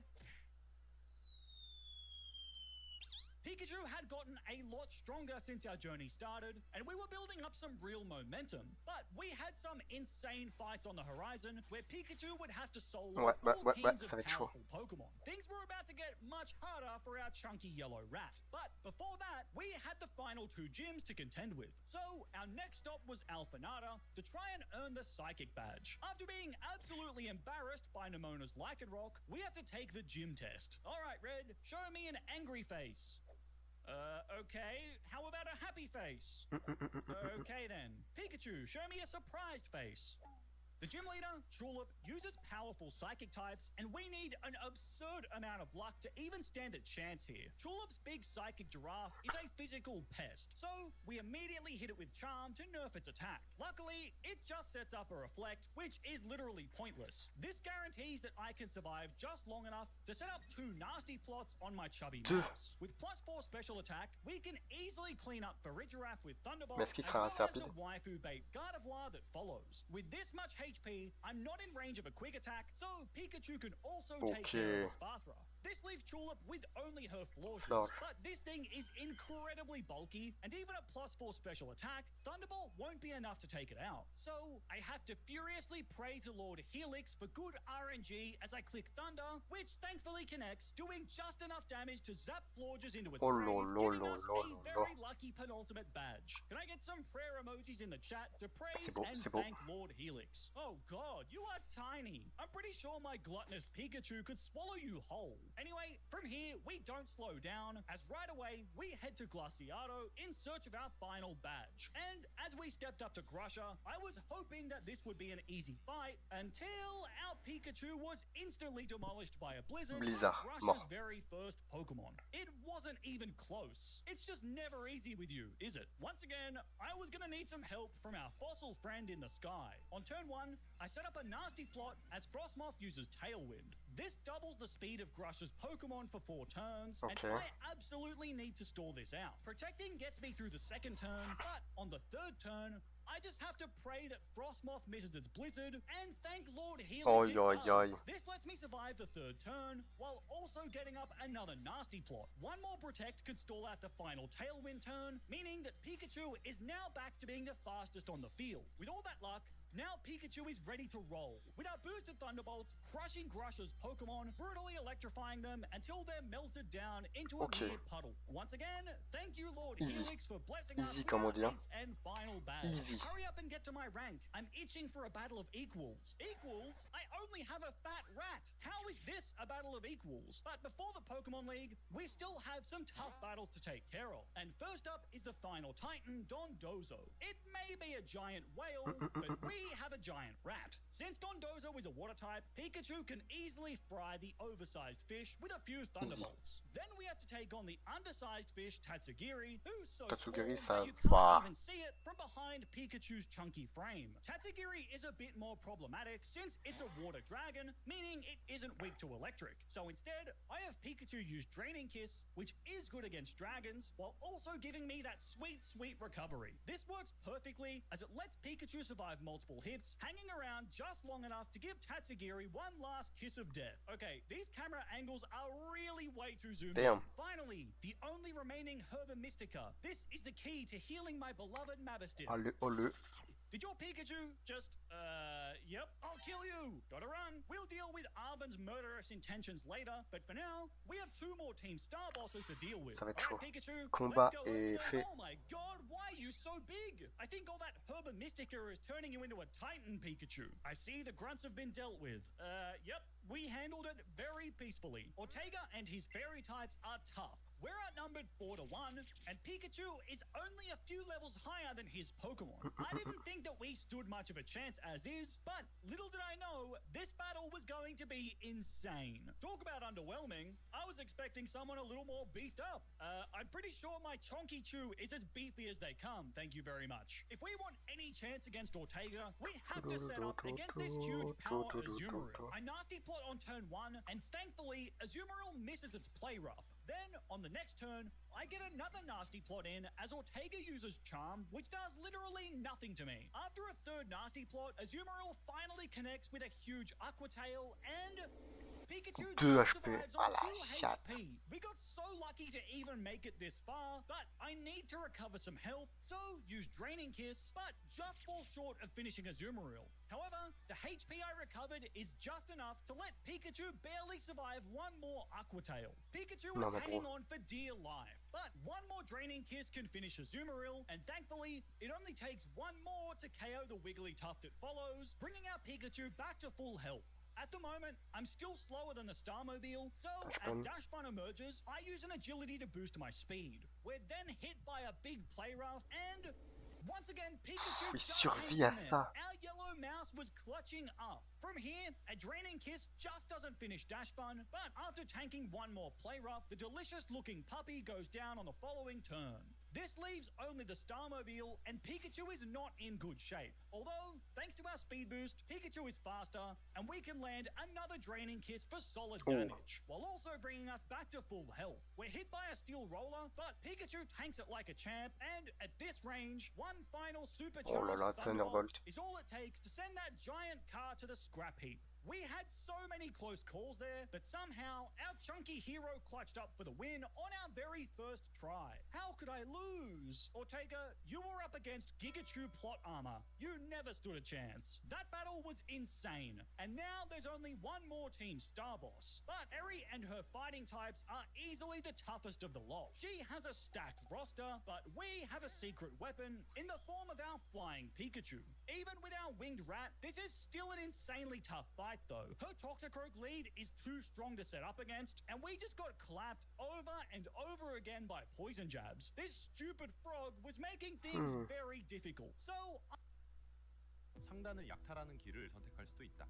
아니면 수호자가 되는 길을 선택할 수도 있다. 이 게임에서 강해지는 I needed a new plan. This time, I have Pikachu immediately set up Combat, a c'est chaud. nasty plot, and as long as her Toxicroak doesn't poison us, Pikachu can just survive 1 hit. But I can't take another hit, so I have no choice but to terrestrialize Pikachu Et la before faire firing off Terra Terra Blast. which becomes a flying type move that crushes Toxicroak in 1 shot. Next Ok, is ok, c'est Annihilate, vrai. and this guy is way too dangerous. I fire off another Terra Blast, and thankfully Tu this vas? is just enough to take Oh, it si, down. tu ok. Simeon has a pretty pathetic special defense stat, so I use this chance to land a super effective Draining Kiss, Draining crushing Kiss, the boom. monkey in 1 shot, while also recovering HP. Ares Lucario is dangerous, but it only knows 3 special moves, which Pikachu can tank reasonably well. This lets me set up an agility for the speed boost before crushing Lucario with 2 Draining Kisses after that. This leaves only the Starmobile, but thanks to our boosts, a Draining Kiss does just less than half of its HP. Eri Ça tries fait to mal, set ça up fait a mal, ça fait shift mal. gear, but it's not enough as one final boosted Terror Blast from our winged rat is all it takes to finish off the giant Magnifique. car, giving Pikachu the win En over vrai, the il final a un team peu star étudié boss. les We've combats come avant, a je pense. long way from a tiny little Parce que là, il a Pikachu dit que who le couldn't truc, even beat ça. up a crab to a chunky Gigachu who could solo one of the hardest bosses in the game. And from here, things only get harder as we have some insane challenges on the horizon. But first, we have to deal with Mr. Mummy Issues, Arvin. You killed my dog! I can't help it. Pikachu's a hungry, growing boy. I'm gonna crush that rat. We'll have to beat Arvin's final team, but fortunately, he leads with a chunky squirrel who knows Earthquake. We can take advantage of this by terastallizing into a flying type to nullify the incoming Earthquake. This gives me an opening to set up 2 nasty plots before sweeping through literally all of Arvin's team with Thunderbolt and Draining Kiss. My Pikachu is so thick that you can barely even see the dominance taking place. Let's go. With Arvin taken care of, we turned our attention towards Team Star. Please, defeat Le conseil des 4, Cassiopeia attends, for me. il a quoi? Why should I? Il a pas Because if d'attaque you plante, do, il a I'll nœud give d'herbe, je crois, Pikachu a Pikachu cookie. comme Say avec less. attaque plante, il a Nothing rien d'autre. personal, kid, but a cookie's a cookie. Despite being the big-brained Donc contre le mastermind type, behind Team Star, contre le Penny type is sol, still ça peut an être idiot compliqué. because for some reason she has her Umbreon lead spinning baby doll eyes against my special Après, il peut faire attacking Nasty Pikachu. Plot This et makes it really easy for my Training Kiss, hein, ça Pikachu peut to marcher set aussi. up nasty plots before sweeping her entire team into the trash with an onslaught of Draining Kisses, Thunderbolts, and Terror Blasts. You've defeated me, and now I must reveal my tragic backstory. No thank you. I'm just here for the cookies. Alright, Red, deal's a deal. 1 like equals 1 cookie for your chunky Gigachu. With Arvin and Team Star in the trash, now our one singular mouse would have to try and conquer the entire Paldean Pokemon Allez, League allez. all on its own. Now tell me, Red, which of these was your starter Pokemon? I don't see Fat Electric Rat listed anywhere here. Anyway, once the quiz is taken care of, we're clear to begin challenging the Elite Four. First up is Rika with a deadly team of ground types, which would normally be an absolute nightmare for a Pikachu. However, I have a few tricks up my sleeve. Her Qu'est-ce qu'il a? Whiscash lead is free real estate as a single quad-effective Trail Ah, il a Blaze to Trail take it Blaze. down immediately.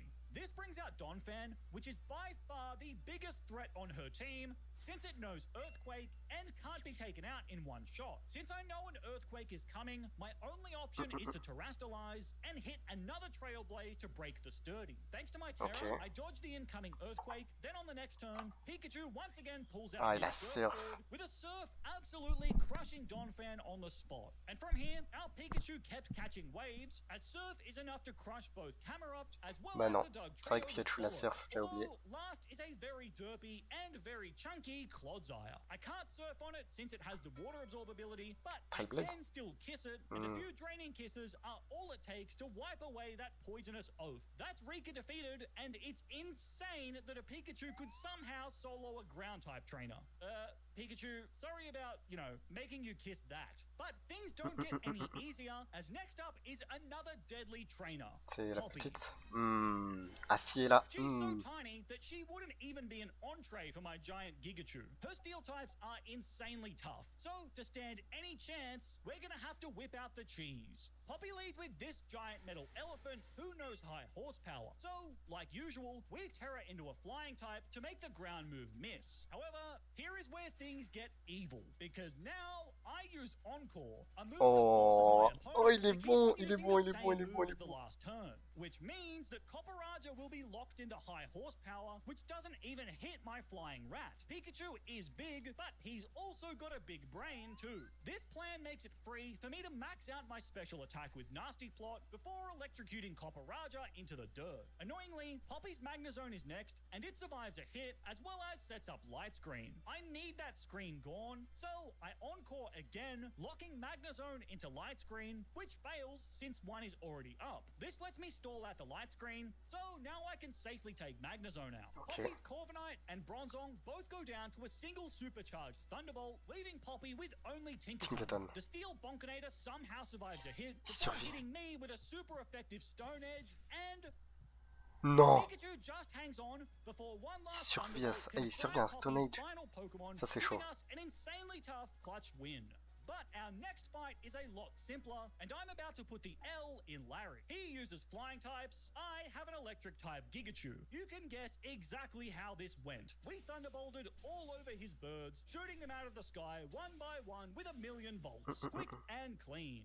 What's not quick and clean is dragon. He's our first Pourquoi il a Draining hurdle Kiss? of the Elite Il a Four. Draining These Kiss. dragons are insanely strong, and they resist electric moves, making this even tougher. What's worse is that there's no easy way for us to set up on his lead Noivern. Believe me, I tried over and over again, but Pikachu just got stomped on every single time. But then I had an idea. I Qu'est-ce just qu'il peut faire? needed a little luck to go my way. On this attempt, as always, I can survive one hit from Noivern, but then I use Nuzzle to paralyze Noivern. This makes Pikachu faster, so I set up a nasty plot on the next turn. Faut qu'il soit paralysé. If Noivern hits me here, I instantly die. But thank God, on this try, it was fully paralyzed. This lets me survive another turn, so I can land a super effective Draining Kiss to finish Noivern in one shot while recovering back to full. Problem is, Pikachu still isn't powerful enough to deal with the rest of Hassel's demonic dragons. So, I have to use another nasty plot against Dragalge and just pray that I survive a hit. Thankfully I do,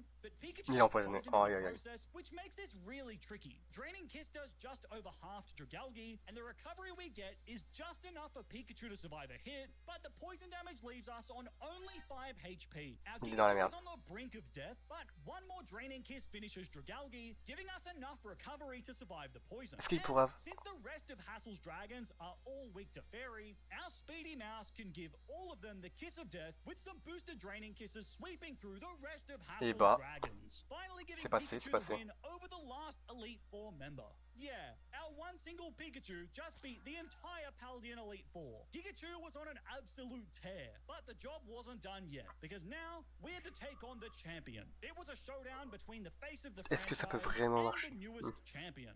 Trainer, I hope you bought your strongest 6 Pokemon. About that, I've only got my trusty rat. Just a rat? This'll be the easiest champion defense of all time then. Oh, we'll see about that. This battle is going to be tough because Gita leads with a C'est pas grave. Sparkra, who has the Opportunist ability. This means that when I boost my stats with Nasty Plot, it gets to copy Ouais, those ça, c'est boosts chiant. as well. So I have to take it out quickly. After nasty plotting on turn 1, I have no choice but to just pray to Lord Helix that Gita does something stupid. And thank God she does, as Gita has her oversized chicken set up a worthless Reflect. This gives me a tiny opening to land a Thunderbolt on the next turn, Oh, la taking chatte. down a Sparthra. But Gita still has 5 tough Pokemon, and Pikachu isn't strong enough to take them all down. At least yet, because next, Gita sends in her Avalanche, ouais? and it knows Earthquake. This means we can Terra into Oh a là flying là là type là. to dodge the Earthquake, Ça, buying c'est us an extra turn to set up another nasty plot. Now our Gigachu was at +4 special attack, and it is an absolute powerhouse. With a string of Thunderbolts, our flying Pikachu can zap peut one-shot tout le monde, là, ou pas? daylights out of Avalugg, King Gambit, and the Veluza that follows. Ok. After a Terra Blast decimates her Go-Go, Gita was down to only her Glimora. Glimora, but it too can't handle the intensity of Oh non, il Pikachu's se fait one-shot. electricity, as one more Thunderbolt demolishes the poisonous rock. Et bah, il a gagné. That, our Le chunky monstre. Pikachu had somehow soloed the entire Paldean Pokemon League, claiming the crown of champion all for himself. Easiest defense ever, eh? Shut up, that Pikachu has to be on performance enhancers. I want an investigation. But our 2 biggest battles of the game still remained. The first of which Ah ouais, is il the va final faire tout, showdown tout. with Nimona. Alright, Nimona, I've sent you hundreds of legal notices, but you leave me no choice. As punishment for your electric mouse trying to steal Pikachu's likeness, Pikachu is going to eat your entire team. Except it wasn't that simple. Nimona has a stacked team, and she was definitely gonna put up a fight, especially because her Lycanroc is a pest. It knows Stone Edge and Drill Run, which means that even if I Terra to dodge a Drill Run, I can still die to a Stone Edge. And that's exactly what happened, Oi, oi, as oi. my poor Pikachu got utterly destroyed on our first few attempts. However, eventually I finally got a little bit of luck. On this attempt, I immediately terastallized, and Lycanroc tries to Drill Run, which obviously fails. I then hit it with Encore, turning the big scary wolf into a tiny harmless little pup. Our trademark Encore lock lets Pikachu boost all the way to +6 special attack with Nasty Plot. And from here, it's a familiar story, with Gigachu feasting on Lycanroc, Nice. crushing it with a single Thunderbolt. Oh dear God, it's the imposter! Pikachu, teach this copycat a lesson. Identity theft is not a joke. Bye bye. I was ready to sweep through Nemona's team as I hit Guja with a draining kiss, but it somehow survived. It then charged up an ice beam, which was going to devastate my flying Pikachu, and Non mais le Pikachu il est sous stéroïde. C'est pas possible de survivre à ça. With low HP and a dream, one more draining kiss finally finished Gudra. Nemona's slug, the Dunsparce, goes down to a single Thunderbolt, as does her metal slug, Orthworm. This leaves only her Quaquaval. But if there's one thing that Pikachu is good at, it's destroying ducks. And with one more Thunderbolt, we fry that duck with a million bullets, giving Pikachu an insanely close win over Nemona's final team. Alright Pikachu, it's time to feast. My Pokemon! He ate all of them! And look how big he's gotten! Oh my god, what kind of monster have I unleashed? Ew, a Raichu. Only the cowardly Pikachu take the Thunderstone route to power. Our Pikachu had made some powerful enemies along our journey, and they'd all conspired to forge a plan to finally crush my giant rat. You and Pikachu have gone too far this time. Yeah, we've built an AI robot who's gonna teach you a lesson, and then we're gonna use the time machine to get rid of your fat Pikachu once and for all. You may have an unbeatable AI robot and literal time machine hacks, but I have a chunky mouse. This would be Pikachu's final test. Sada has a stacked roster of 6 powerful Pokemon, all with stats that are essentially pseudo-legends. And all we have is our one little mouse. This battle is insanely hard. I tried so many times to set up on Sada's Slitherwing, but it's just too powerful, and my poor Pikachu was getting crushed over and over again. One of the biggest problems is that this thing knows low sweep, a move which lowers my speed. And if that happens, I instantly lose because I absolutely need to be faster than Sada's Pokemon to even stand a chance. Despite that, at level 75, my Pikachu couldn't even survive 2 hits. Even after turning into a flying type to weaken its fighting and bug moves, we'd just get crushed by Slitherwing's Zen Headbutt. I was trying so many different strategies, and the L's just kept on piling up. Until this attempt, because this time, Slitherwing didn't use low sweep, and it was paralyzed by Pikachu's ability. And crucially, it was then unable to move on the next turn. For the first time, this gives me the chance to safely get Pikachu to +4 special attack. Then, with one draining kiss, we can finally take down Slitherwing. Ah, c'est vrai qu'il dragon insecte, je crois. Dragon insecte. Boosted Gigachu Dragon feu. until Fluttermane arrived. Somehow, it outspeeds me and instantly destroys my flying Pikachu with Power Gem. We were so close.